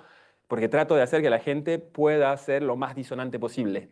Entonces trato de proteger casi la gente de ellos mismos, plantando contextos distintos en los cuales eso puede surgir. Entonces, y a veces hablamos muy poco del tema ambiental, pocas veces, pero va a pasar, ponele en las 60 entrevistas que hice, menos de 10 veces no surgió el tema y yo al final voy hablando de, bueno, hay grandes escenarios para el planeta en 2100 como robots y inteligencia artificial o, por ejemplo, eso, un mundo con pocos recursos y ahí vamos a hablar. Pero entonces creo que desde ese punto de vista no cambia nada. O sea, el hecho, pienso que la gran mayoría de la gente no pensó que era sobre temas ambientales y no pensó en eso después de la entrevista. Ellos pensaron, che, y varios me lo dijeron, qué bueno de poder hablar, o sea, de eso, de lo que tengo en la cabeza, mi vida, mis sueños y todo eso durante 2 horas a alguien que se interesa, que es uno de los efectos de las entrevistas. Entonces, yo no voy cambiando eso, o sea, el objetivo es que el conocimiento que traigo después nos ayude colectivamente a cambiar, pero no creo que las entrevistas cambien algo al respecto. Ok, muy bien. Teníamos preguntas aquí, aquí, aquí. Sí. Sí. ¿Con la vaca muerta? Y también porque, como que en las manos de quién cae la decisión que un país puede sacar o empezar con el fracking o un país puede usar sus recursos naturales o no. Pero muchas veces, no sé si esas decisiones caen con Naciones Unidas, algo así. Muchos países que son, o sea, que tienen más poder, que ya decía mucho Estados Unidos, Inglaterra,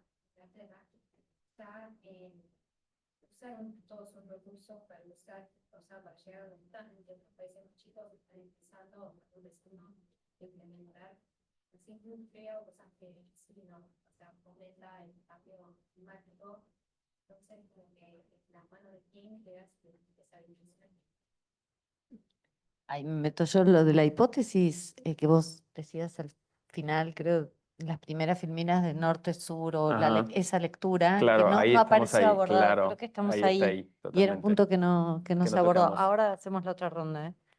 ¿Querés contestar esto? No, podemos Ah, seguir. ok. Sí. Sí, yo me preguntaba si en el fondo de todo este asunto no hay una cuestión ética de conciencia, porque el cambio climático nos va a golpear a todos, ¿no? Independientemente del lugar social que ocupemos.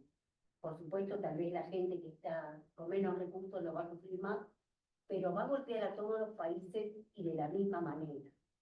Entonces me pregunto, si una civilización que tiene los valores invertidos, pone como valor principal el lucro, la economía, la ganancia, y no, por ejemplo, la salud, ¿va a sobrevivir o no va a sobrevivir? ¿O se va a autodestruir? Porque en el fondo no hay una conciencia clara de lo que nos está pasando. La gente sí piensa en un futuro, quiero progresar, pero no está viendo la realidad de que tal vez desde el futuro no lo pueda lograr. Y pone otros valores primero y lo más fundamental queda en el fondo. En el fondo es una cuestión ética, ¿no? O nos salvamos todos o nos unimos todos. Eso sería lo que yo creo. ¿Hay una pregunta más? Ujú. Yo quería saber si en las entrevistas de Francia y las de Argentina, ¿ves diferencias interesantes en el imaginario del futuro vinculado al cambio climático? Si hay diferencias, son más o menos la misma reacción. Empiezo con esa porque es la más simple, o sea, es muy temprano porque estoy haciendo las entrevistas, hice pocas en comparación y no voy a hacer tantas porque no voy a tener el tiempo de hacer como 60 como en Francia. Entonces sería, o sea, comparar, digamos, no sé cómo se dice, pie a pie, o sea, algo así como realmente uno enfrente del otro, viene con muchos riesgos. Lo que sí, o sea, las primeras impresiones que tuve haciendo esas primeras entrevistas es que yo pensé que iba a ser mucho más oscuro el tono general de las entrevistas. Yo pensé voy a llegar en un momento, además, o sea, a mí me parecía que el timing era perfecto, o sea, la incertidumbre era a un nivel, o sea, muy fuerte, más fuerte todavía que antes, y con esa inflación muy fuerte, recursos que nadie veía cómo podía cambiar. Entonces yo pensé que iba a llegar y iba más a escuchar como eso, o sea, no hay futuro, un poco como no hay plata, no hay futuro, un poco como está todo mal. Y me sorprendió eso que, bueno, también que, o sea, hay varias explicaciones posibles y todavía no sé bien, que pueden ser otra vez estructuras culturales generales o disposiciones específicas individuales, pero O esa una adaptación al horror. claro, o algo que podría ser un mecanismo psicológico que no tengo bien claro, pero había mucha resiliencia o sea, era fácil de encontrar de vuelta hilos para poder hablar de futuro, de proyectos o de sueños y que seguían ahí, digamos, o sea, que todo el mundo hablaba de esa incertidumbre, mucho más que en Francia porque es más estructural, es más fuerte, pero que podía tocar puntos bastante parecidos, más parecidos a lo que yo pensaba, digamos, a las entrevistas en Francia. Y, por ejemplo, efectos de capital cultural, del hecho de trabajar para el Estado en vez de trabajar para el mundo privado, de ser una mujer en vez de ser un hombre, ese efecto intergeneracional de tener, por ejemplo, una casa que heredamos de los padres, todo eso tenía un efecto muy parecido, o sea, llegaba a puntos muy parecidos, mucho más de lo que yo pensaba de esas entrevistas en Francia. Por ahí me daría cuenta si hago 40 entrevistas suplementarias que he estado un poco equivocado y que había muchas cosas que no vi que explicaban. Por ahí estoy en eso y tendría que seguir y por lo menos yo todavía no analicé esas entrevistas de todavía, entonces es como muy como fresco todo eso. Sobre la cuestión ética no sé bien cómo contestar porque en realidad esos valores, o sea, no sé, o sea, para un sociólogo no son más invertidos en ese lado que en otro, o sea, los valores son una construcción simbólica entre humanos que luchan para decir qué es un buen valor o qué es un valor equivocado, entonces no hay objetivamente para un sociólogo lo que sería un buen valor.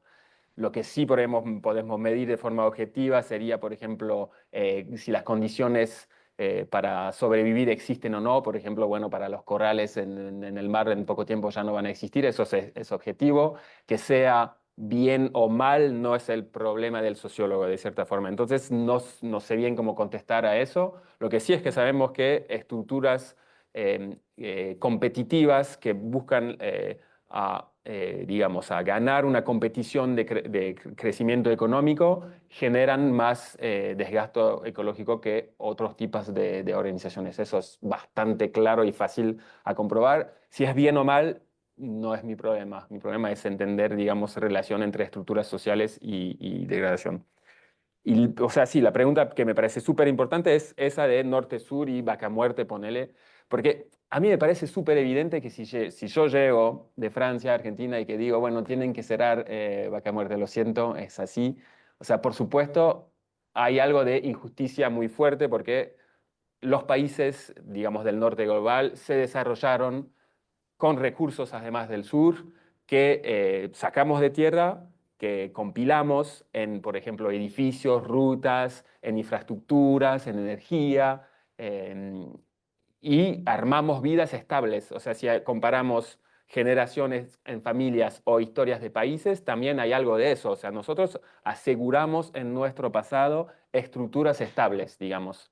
Entonces, claramente, desde un punto de vista social, de lucha de poder entre países y de un punto de vista, digamos, neocolonial, sería un efecto suplementario de lo que sería una forma neocolonialista injusta de cómo los países del sur global fueron, digamos, las fuentes de recursos que no tuvieron los beneficios de esos recursos y que ahora no pueden, no merecen, no tienen derecho a ese crecimiento que los países del norte tuvieron. Hay dos, o sea, lo que no me cierra, o sea, lo que me impactó mucho es, digamos, mirando más los resultados de ciencias naturales y de ciencias exactas, o sea, que es otra manera de ver la misma situación. Lo que es como si, no sé si vieron la película, ¿cómo se llama en castellano? Back to the Future, Volver al Futuro. Sí. Hay un momento en el cual Doc Brown hace como dos líneas del tiempo para explicar a Marty que no puede volver al pasado de antes porque ya cambió la línea del tiempo y ese pasado es el pasado de otro mundo y el futuro del mundo del pasado que cambió no existe. No sé si se ubican. Bueno, esa es la situación. O sea, los países del sur que quieren desarrollarse como los países del norte lo hicieron en el siglo XIX y siglo XX, sería como volver a un estado del planeta de ese momento que ya no existe más. Ese mundo no va a existir. O sea, los recursos no están porque los quemamos nosotros en el norte, porque los acumulamos en infraestructuras que ya están en nuestros países y no se pueden deshacer así para volver en las tierras de acá. Ya contaminamos el aire, ya contaminamos las tierras, ya está. O sea, eso pasó y no se vuelve por atrás. Entonces ese desarrollo, o sea, tomar como modelo el desarrollo que los países del norte lograron hacer, o sea, eso no veo cómo puede ser posible. O sea, que sea justo o injusto no cambia eso objetivamente. Y también, o sea, si dar justicia es amplificar los problemas de mañana, incluso para Argentina, no veo bien incluso por qué sería justicia. De cierta forma, lo que sería justo ahora de mi punto de vista sería que, bueno, esa plata que los países del norte pudieron acumular y asegurar, la usamos para permitir otro tipo de desarrollo que permite un mundo a la vez deseable y sustentable. Entonces, sí, en ese punto de vista se puede cerrar Vaca Muerta porque hay otra promesa que viene de otro tipo de desarrollo posible, digamos, que a la vez asegura un tipo de estabilidad, pero que puede ser sustentable. Eso viene también con aceptar seguramente que no entramos en la competición para ganar esa vida de confort y de crecimiento económico, porque de esa competición no gana nadie. O sea, vamos hacia el precipicio juntos. El que llega primero no va a ganar mucho más que los demás, digamos. Por ahí se va a salvar un momento pudiendo comprar off y teniendo algo en su casa, pero eso va a durar un tiempo nada más. Entonces, me parece a la vez, socialmente, digamos, yo que vengo de ciencias sociales, tengo un montón de colegas que me dicen, sí, pero ves que, o sea, no puedes decir eso, hay un problema de justicia social tremendo. Del punto de vista de ciencias sociales me parece lo más lógico y hay que decirlo, pero no cambia nada del punto de vista de ciencias exactas. O sea, el problema sigue siendo ahí igual. O sea, que sea injusto no cambia eso, digamos. Entonces, hay que pensarlo de forma distinta. O sea, decir sí, pero justicia no cambia. Entonces, bueno. No, respecto de este último punto, es, bueno, ¿qué solución puedes pensar? Entonces, el tema, digamos. Y en esa solución tiene que entrar alguna, digamos, algún razonamiento de este tipo, ¿no? Digamos, ¿cómo podés pensar, digamos, hacer frente al problema? Claro. O sea, Digamos, ¿cuáles son las políticas que hay que llevar adelante, digamos, para evitar la hecatombe?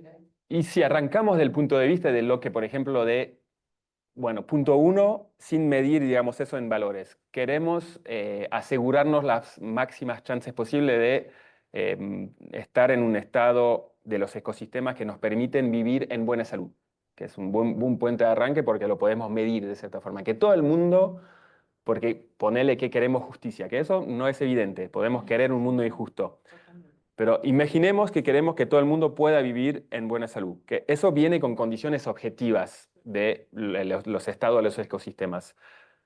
Bueno, entonces podemos pensar una variedad de formas de asegurarnos que no pasamos algunas umbrelas, límites que hacen que después de eso la salud sea impactada. La neutralidad de carbón es uno de esos. O sea, apuntamos a la neutralidad de carbón. No sé si ven lo que es la neutralidad de carbón. O sea, no emitir más gas a efecto invernadero que los ecosistemas pueden secuestrar.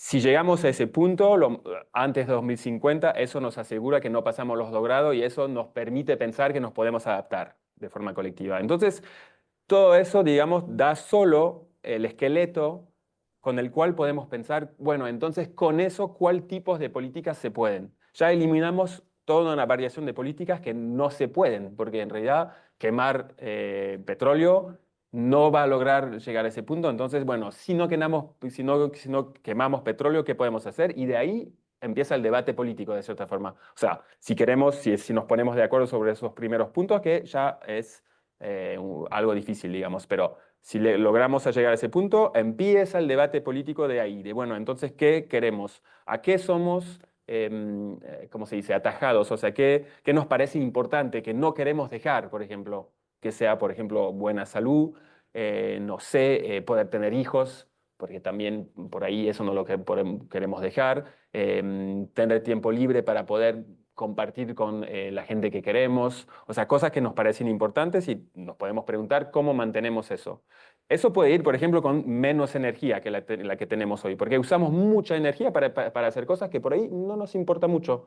O sea, si miramos durante 2 horas Instagram con videos de cosas que no nos importan, o sea, ¿a quién le pasó eso? O sea, quieren dormir, están súper cansados y a las 2 de la mañana estás como, ¿por qué estoy mirando eso en mi celular? O sea, es como, todo eso es mucha energía y mucha infraestructura usada para cosas que no nos importa en realidad. O sea, que si preguntamos a alguien, ¿eso te parece importante en tu vida? Te va a decir, no, incluso me gustaría dejarlo. Entonces, toda esa energía por ahí la podemos, o sea, podemos hacer que no la usemos más. Y la dedicamos a, por ejemplo, el sistema de salud, el hecho de sí poder movernos, pero por ahí si va un poco más lento, no pasa nada. Eso quiere decir que, por ejemplo, entonces tenemos que poder tener sistemas de trabajo que nos da un poco más tiempo libre para poder movernos de un punto A a un punto B, etcétera. Digamos que yo, de mi punto de vista, arrancamos con el esqueleto de cómo, o sea, no pasamos los límites planetarios y entonces adentro de eso pensamos políticas. Y adentro de esas políticas nos preguntamos qué nos parece importante, deseable, qué no queremos dejar, qué no queremos sacrificar en eso y cómo nos aseguramos que lo guardamos ahí. De ahí me parece que se puede armar como propuestas positivas. Por ejemplo, la salud me parece bien central. O sea, vivir en buena salud es bastante bueno. Cuando en tiempo de COVID y de dengue estamos todos como, che, qué lindo cuando estamos en buena salud y que no tenemos miedo de salir afuera, ¿no? Qué feo cuando tenemos miedo de salir y de enfermarnos y sufrir. Bueno, entonces compartimos todo el objetivo que sería mejor no tener eso. Entonces, Ok, sí. Y ya vamos a ir cerrando. Lo que estaban diciendo, parece ser que hay todo un tema de poder y de grandes intereses, porque es todo un cambio estructural de funcionamiento y por otro lado están, digamos, el reconocimiento de que el mundo se está destruyendo. Ahora, aparecen los bancos de carbono. Puede ser que por esa vía, o que hay un interés económico en mejorar la situación de emisión de gases pueda conciliarse esta cosa de los intereses comerciales y un beneficio, porque si no siempre estamos, no como en la teoría, sí, secuestración artificial de carbón, ¿sí? Sería. Bueno, o sea, me parece que en esos problemas necesitamos todas las ciencias. Por eso también es importante ser una universidad pluridisciplinaria, porque ahí, por ejemplo, yo necesité, bueno, ciencias exactas, ciencias sociales porque es resultado de actividades humanas, y ahí, por ejemplo, necesitamos ciencia de la ingeniería. Y podemos preguntarlos, che, ¿se puede hacer eso? O sea, lo que sabemos es que sí se puede porque ya hay prototipos que están funcionando, ya hay plantas. Lo que sabemos es que secuestran muy poco carbón, usando bastante energía para hacerlo, que necesitan un espacio muy grande en realidad. O sea, entonces si pensamos, sabemos más o menos la cantidad de gas carbónico que tendríamos que quitar de la atmósfera para poder bajar las temperaturas. Eso sería otro tema, que el problema del calentamiento no es un problema de, ¿cómo se dice?, flujo, es un problema de stock, un poco común con una bañadera. O sea, o sea, si solo se cae una gotita de vez en cuando, pero si la gotita no se puede ir de otra forma, va a resbalar la bañadera incluso en poco tiempo. El stock de agua se va creciendo. Entonces, en ese sentido, lo que sabemos es que esas formas artificiales de secuestrar carbón pueden ser algo que nos va a ayudar una vez que hicimos todo el resto para mitigar las emisiones y que cuidamos los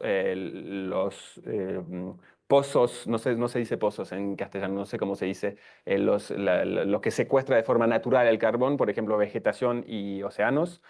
Si no arruinamos eso y que mitigamos todo lo que podemos, esos medios artificiales pueden ser algo que nos ayuda a finalizar, digamos, a quitar las últimas gigatoneladas en la atmósfera que no podemos quitar. Pero pensar que eso no nos va a salvar sin el resto es, claro, o sea, es muy claro que no se puede. O sea, no cabe a duda por el momento. Podemos pensar, sí, pero la tecnología va a evolucionar. Tenemos muy poco tiempo para lograrlo. O sea, si en 2050, que es ahí mañana, en realidad, o sea, el año 2000 es a misma distancia que 2050. El año 2000, no sé si, o sea, cuando yo pienso en 2000 era como, mi vida no era muy distinta. O sea, entonces, o sea, si esperamos que eso surge y que lo logremos, me parece mucho más o sea, un riesgo mucho más fuerte, una apuesta mucho más peligrosa que solo pensar, bueno, entonces cambiamos cosas para no emitir tanto, que sería, digamos, el más eficiente, parar algo en vez de armar otra cosa para arreglar lo que no paramos. O sea, es todo mucho más complicado hacerlo así y cuesta mucho más plata que parar algo, por supuesto.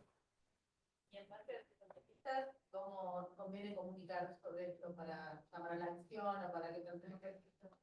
El problema es que, bueno, o sea, como yo decía, llamar a la acción al nivel individual viene con limitaciones de estructuras de poder, etcétera. Pero lo que a mí me parece claro y lo que es, una vez que sí mi objetivo es ver cómo funciona esa disonancia, es tratar de hacer que si sigue funcionando esa disonancia, es como tener un problema adentro de nosotros mismos, ¿se dice eso? Sí. Para también pensarlo, digamos que podemos ser muy conscientes de eso y invertir en una casa ahí en el borde del agua y se va a inundar y lo sabemos, pero no queremos creerlo porque es tan lindo tener esa casa y entonces después una vez que pusimos la plata acá, bueno, queremos mantenerla, entonces bueno. Entonces tratar de hacer algo que nos obligue a pensar la relación entre lo que sabemos a un nivel general, del futuro en general, al futuro de nuestra propia vida. Obligarnos a pensar, bueno, yo voy a vivir en ese mundo que entendí. O sea, ese adolescente que dice en 2050 ya no hay más nada. De cierta forma, que algo, que por ejemplo la escuela no solo le explique el funcionamiento del calentamiento global, pero que también le diga, bueno, entonces en tu vida, ¿eso cómo va a funcionar? ¿Qué cambia para tu propia vida? ¿Vos cómo vas a estar ahí adentro? ¿Vas a poder tener ese sueño? O sea, yo con mis estudiantes nos preguntamos eso, por ejemplo, esa carrera profesional que te da ganas, ¿puede existir en el mundo? Lo vamos a pensar un poco, jalamos el hilo y vemos las consecuencias, los recursos necesarios para tener esas carreras y si ves que no es posible, por ahí todavía es tiempo de cambiar. O sea, ¿por qué elegir algo que no va a existir mañana? De cierta forma, o sea, me parece una apuesta muy absurda. Si sabemos que no va a existir, bueno, entonces tratamos de obligarnos a más coherencia en eso. Bueno, terminamos como qué se hace, ¿no? ¿Cómo es Claro. qué hacer? Y está muy bien porque creo que diste dos pistas y ahora al final también, como para ir cerrando. Hay una que mencionaste varias veces que tiene que ver con la ley. O sea, la existencia de normas, ¿no? Varias veces dijiste, bueno, los automóviles, digo, está la Claro. ley ahí y hay un momento en el que esto tiene que cambiar. O sea que hay algo vinculado a las políticas públicas o concretamente a las normativas, a las leyes que podrían ir traccionando hacia decisiones más racionales, planificaciones más racionales. O sea que hay una línea ahí de acción muy clara. Y la otra es la educación, retomando tu pregunta, bueno, no acá vos como investigador, que te encanta que haya esa disonancia Claro, y no, haces tu sí, trabajo y claro. te parece fantástico. Ahora, cuando estás en la versión educadora, la educación que se limita a dar información, que en buena parte es eso, pero también la educación permite desarrollar esa capacidad de ideación, que es lo que vos planteabas, que es, eso es una capacidad que las escuelas podrían, la educación formal, quiero decir, debería encarar. Digo, me parece que también ahí hay una política, por esto último que acabas de decir, en el que uno podría ayudar a las nuevas generaciones a imaginar o ese futuro posible, menos frustrante al mismo tiempo, ¿no? Ujú. Por esto último, digo, ahí me parecen dos líneas de políticas muy Claro. claras. Sí, o sea, bueno, pues no sé cómo es acá, por ejemplo, pero si yo, por ejemplo, las clases que doy en Francia, en universidades donde doy esas clases de cómo, más que nada son para gente que van a trabajar en el mundo de la cultura, porque yo trabajé muchos en prácticas culturales antes, entonces gente que van a trabajar en asociaciones, instituciones, empresas, que van a producir o difundir cultura, digamos. Entonces yo en todas las universidades me dicen, che, qué bueno, podrías dar una clase como de eso, de sustentabilidad, de todo eso. Y al mismo tiempo hay otras clases de como, bueno, el desarrollo económico de tu empresa que te da como herramientas para ganar competiciones de crecimiento económico. Entonces, un poco que estamos en el momento que la escuela, un poco como el resto de las instituciones, agregan una parte ambiental a algo que es la escuela del siglo XX, en realidad. Entonces, en vez de hacer eso, de agregar una parte, digamos, ambiental a una escuela que sigue diciendo lo mismo, tendríamos que ecologizar totalmente la escuela en el sentido de pensar de vuelta todas las materias, todos los topics tienen que pasar a través de eso. Pensar, bueno, entonces, ¿cómo sería una clase de economía de la cultura, si sigo con mi ejemplo, de business model de la cultura? Todo eso, o sea, no dar una clase normal de business model y una clase de sustentabilidad, o sea que las dos tienen que ir, por supuesto, juntas, o sea, todas las clases tienen que tener en cuenta cómo va a existir el mundo de mañana. Y la escuela no lo tiene bien en cuenta hasta ahora, digamos, o sea, porque también no creemos lo que sabemos para pensar que, che, tenemos que cambiar la institución entera, digamos, de cómo tenemos que difundir informaciones, dar conocimientos, o sea, pensar cómo hacemos historias, matemáticas, ciencias económicas, filosofía, biología, todo eso tiene que pasar todo a través de ese objetivo. Es un objetivo vital, o sea, que lo logramos o nos morimos, entonces es como... no hay que pensarlo mucho, hay que hacerlo ahora, digamos. Esa es la parte que me parece totalmente esencial. Y la ley, o sea, sin ley sabemos que no lo logramos. O sea, si esperamos que el cambio venga de una suma de voluntad individual, lo que es digamos, la política que viene hasta ahora de alguien que te dice poné la basura en el buen lugar, seguramente que en la universidad hay muchos papeles que te dicen por favor no pongas la basura en un lugar equivocado, o sea, de dar la responsabilidad al individuo de hacer las cosas bien y esperar que por conciencia se sumen acciones individuales que van a hacer las cosas, o sea, cambiar la sociedad por las acciones individuales. Eso sabemos que es ineficiente, es muy injusto porque en realidad los problemas por ahí la gente no son responsables de eso y es muy imposible a veces. O sea, si a mí alguien me dice, bueno, che, cambia tu calefacción en tu casa. Yo soy alquilino, o sea, no puedo cambiar la calefacción en mi casa. Entonces, ¿qué tengo que hacer? ¿Convencer al propietario que cambie la calefacción en mi casa? Muy imposible. Entonces la ley eso lo logra. En vez de decir, che, poné la botella de plástico en la buena basura, sí hay una ley que dice, no se puede hacer más botellas de plástico. Ya está, el problema se solucionó. O sea, si no hay botellas de plástico a poner en la basura equivocada, no hay problema. De abajo para que te aprueben. Exacto. Entonces, pero también esa presión de abajo tiene que venir con la idea que, ¿por qué no queremos más botellas de plástico, en cierta forma? Porque nos viene bien también tener botellas de plástico. A la vez queremos que no haya plástico, pero es muy práctico tener plástico. Entonces, esa disonancia también nos impide de luchar por algo. Por ejemplo, a mí me pareció que, no sé si siguieron bien el tema de los chaleques amarillos en Francia, que empezó con la idea de la tasa carbón, que hizo que el precio de la nafta subió de forma bastante fuerte. Y gente de forma de ciencia social muy lógico dijo, no es mi culpa, o sea, yo tengo que usar el auto para ir al trabajo, si me subís la nafta yo me ahogo, entonces voy a resistir. Y a mí me parece que en un mundo, digamos, sin disonancia, digamos, de una voluntad popular ecologista, el pedido hubiera sido, dame las condiciones de no vivir con auto. Eso no fue el pedido es, déjame poder usar el auto porque lo necesito. Y es a la vez comprensible, pero eso no nos va a lograr llegar a un punto que nos salvamos juntos, digamos.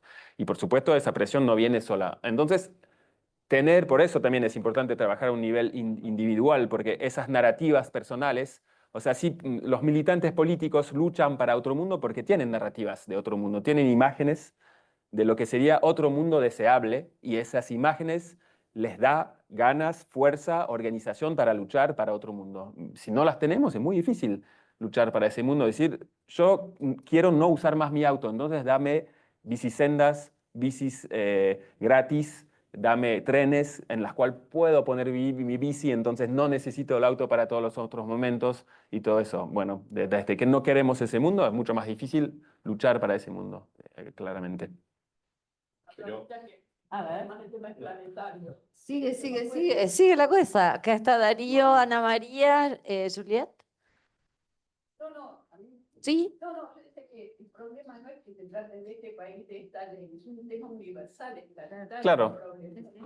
Se necesita otro tipo de coordinación. Las leyes que se toman acá tienen efecto para todo el mundo, de cierta forma. O sea, entonces, claramente, o sea, ahí también tocamos del dedo la forma que los países son construcciones sociales que no, o sea, que no son suficientes para entender el problema que tenemos y que nos cuesta también pensar en eso. Pero bueno, claro, tal cual. Juliet.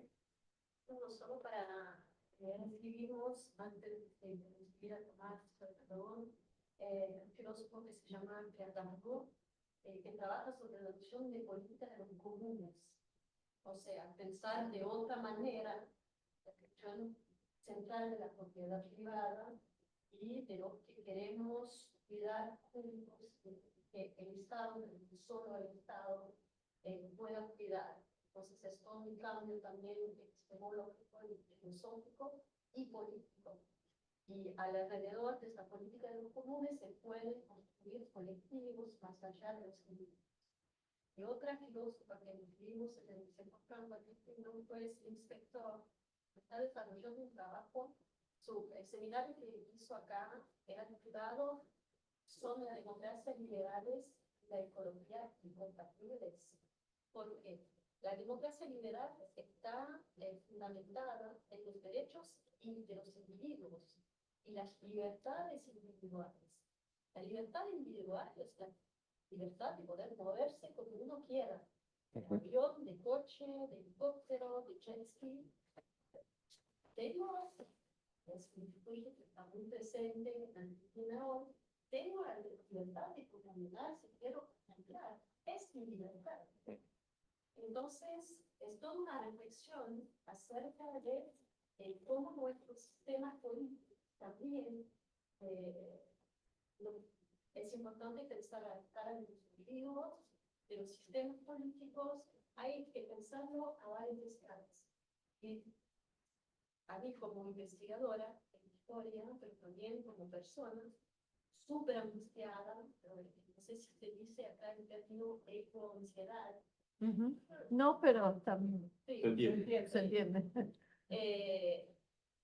Es el Eco-ansiedad. sentimiento de impotencia que nos paraliza también.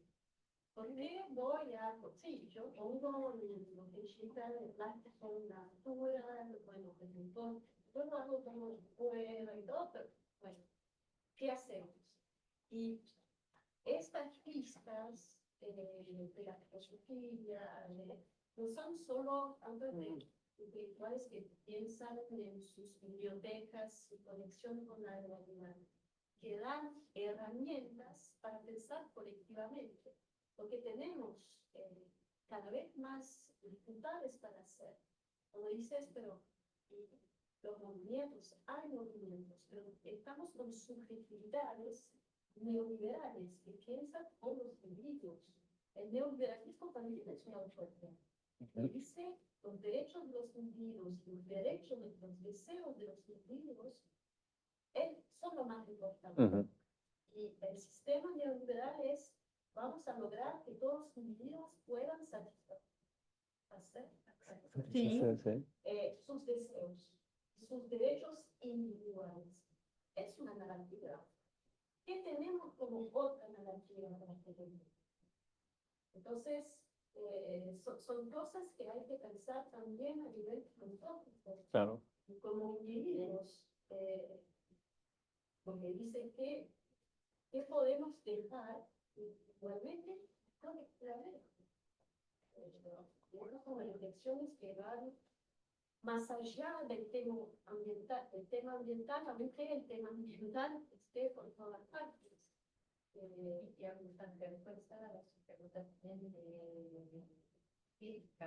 Claro. Los cientistas sociales estamos acá para fornecer herramientas. Claro. Para poder pensar.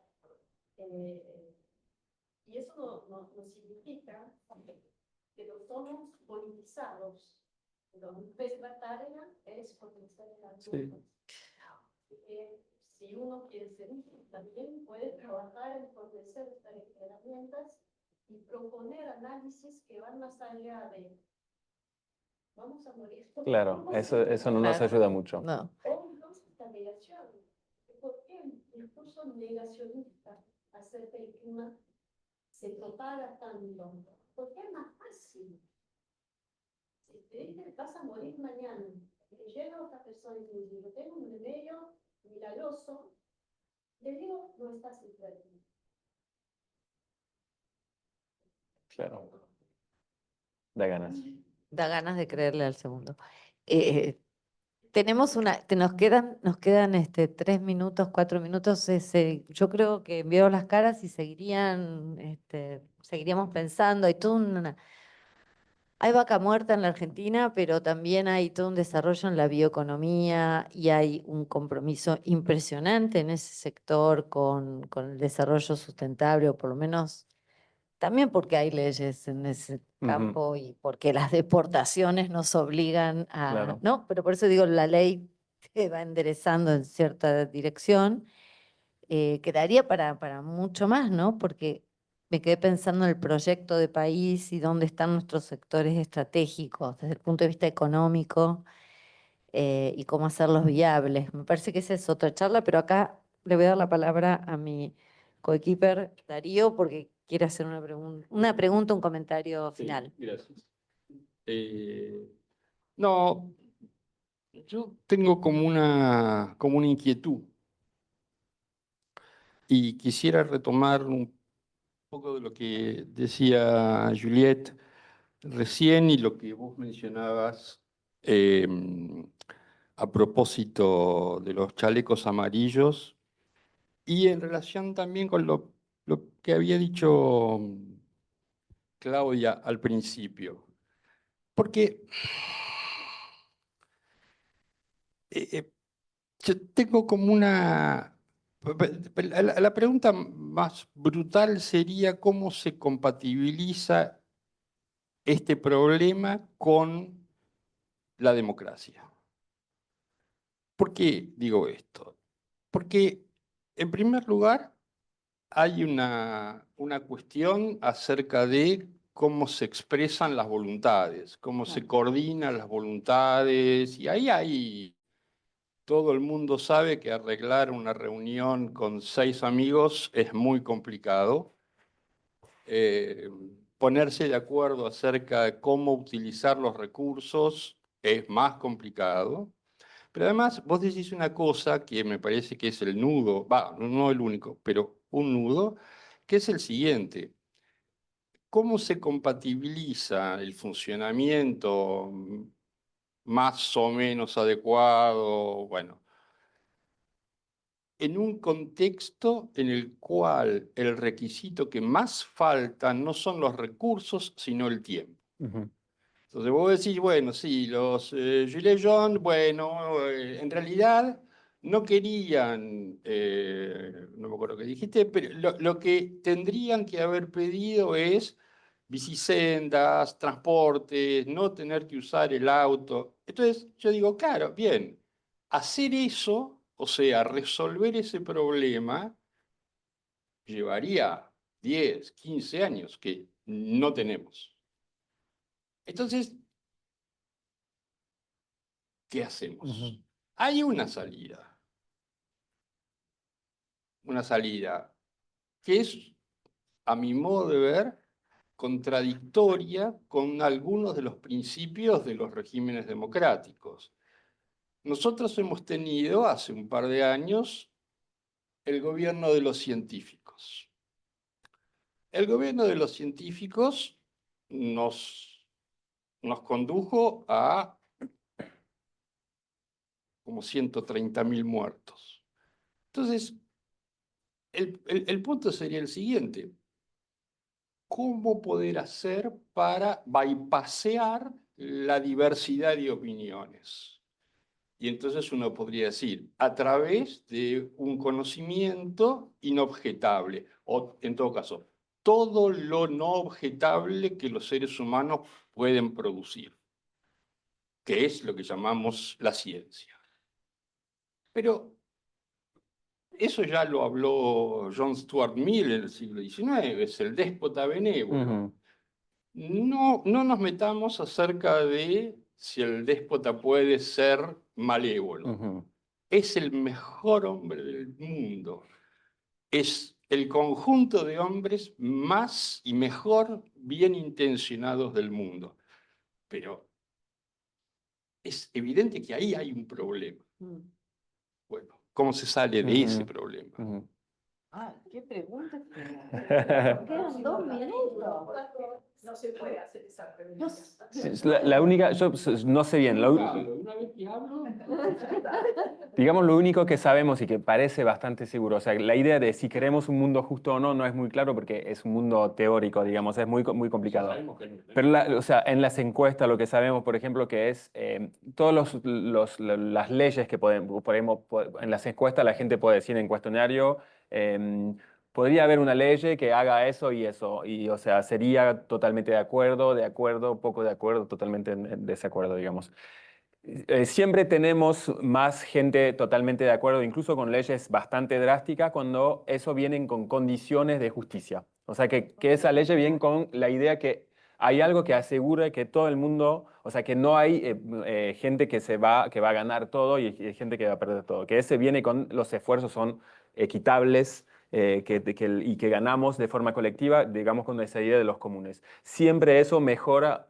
No sabemos si en el mundo fuera de las encuestas podría existir, pero parece lógico que haya el efecto de que si tenemos la certeza, eso quiere decir que confiamos en el gobierno y entonces por ahí es más fácil en una democracia que el que armamos nosotros que en un mundo que nos viene, digamos, de forma impuesta, pero si tenemos la certeza que digamos, la ley viene para el bien común, la apoyamos con más fuerza y no o resistimos o tratamos de zafar, un poco como pasa también en Argentina, que hay leyes pero que no las cumplimos porque no nos viene bien, por ejemplo.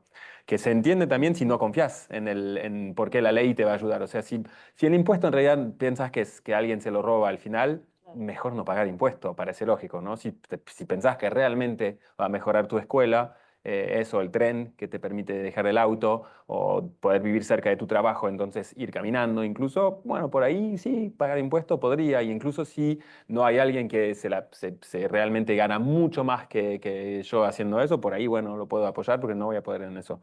Entonces ahí, digamos, o sea, no sé bien y es una pregunta súper complicada, pero en eso veo como, digamos, por lo menos algo que me hace pensar que democracia puede hacer que confiamos más en un sistema que elegimos todos, digamos, que en un sistema que viene de arriba impuesto y que queremos resistir por ahí.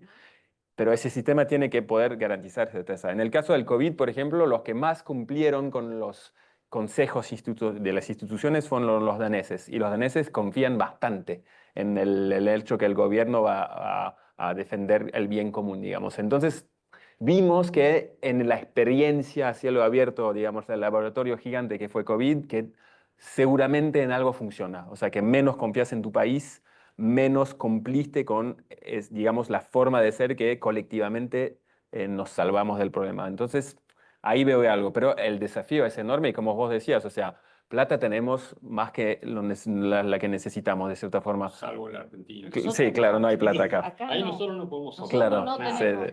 pero hay plata en general, claramente, y podemos hacer que Vaca Muerta no existe sin que sea digamos, el fracaso económico general incluso en Argentina. Pero eso quiere decir que empezamos ahora y de forma, o sea, lo que dicen los historiadores es eso, nunca hicimos eso.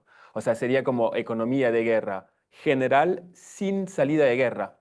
Claro. O sea, que no es la o sea, economía del COVID hasta que acabe el COVID, no. O sea, es como economía de guerra, pero así se vuelve a la economía normal. Entonces tiene que ser deseable. Y eso, por supuesto, o sea, ¿cómo lo hacemos en un tiempo? Y yo, o sea, más que nada pienso el tiempo de vida de una persona ya socializada en un mundo capitalista, moderna, etcétera. Para mí es el desafío, de mi punto de vista de sociólogo que trabaja a ese nivel, es el desafío, digamos, el más grande. Eso no quiere decir que no lo podemos. El hecho de que sea poco probable no quiere decir que sea imposible. Es posible y cuando vamos a mirar el momento presente en 2060, 2070, vamos a pensar, en ese momento seguía siendo posible. Nosotros vivimos en ese momento en el cual sigue siendo posible. Entonces, si no intentamos algo ahora, es como imperdonable de cierta forma. No se puede. Hay que hacer algo. Yo quiero parar acá, que es una frase esperanzadora, hermosa. Te agradecemos mucho. Pero gracias Otro a ustedes. aplauso y ya nos despedimos. Bueno, quiero que anotes, yo te puedo ayudar con las entrevistas de jóvenes. Puede ser de cualquier persona incluso, ¿eh? Pero Bueno, escribime, ¿qué claro, necesitas? te digo exactamente cómo de hacer. estos jóvenes desvinculados o de los hijos, yo te ayudo. Perfecto, mira, eso sería espectacular. Si puedes ayudar en eso. Muchas gracias otra vez por recibirme en muy buenas bien, condiciones y estuvo todo. muy bien.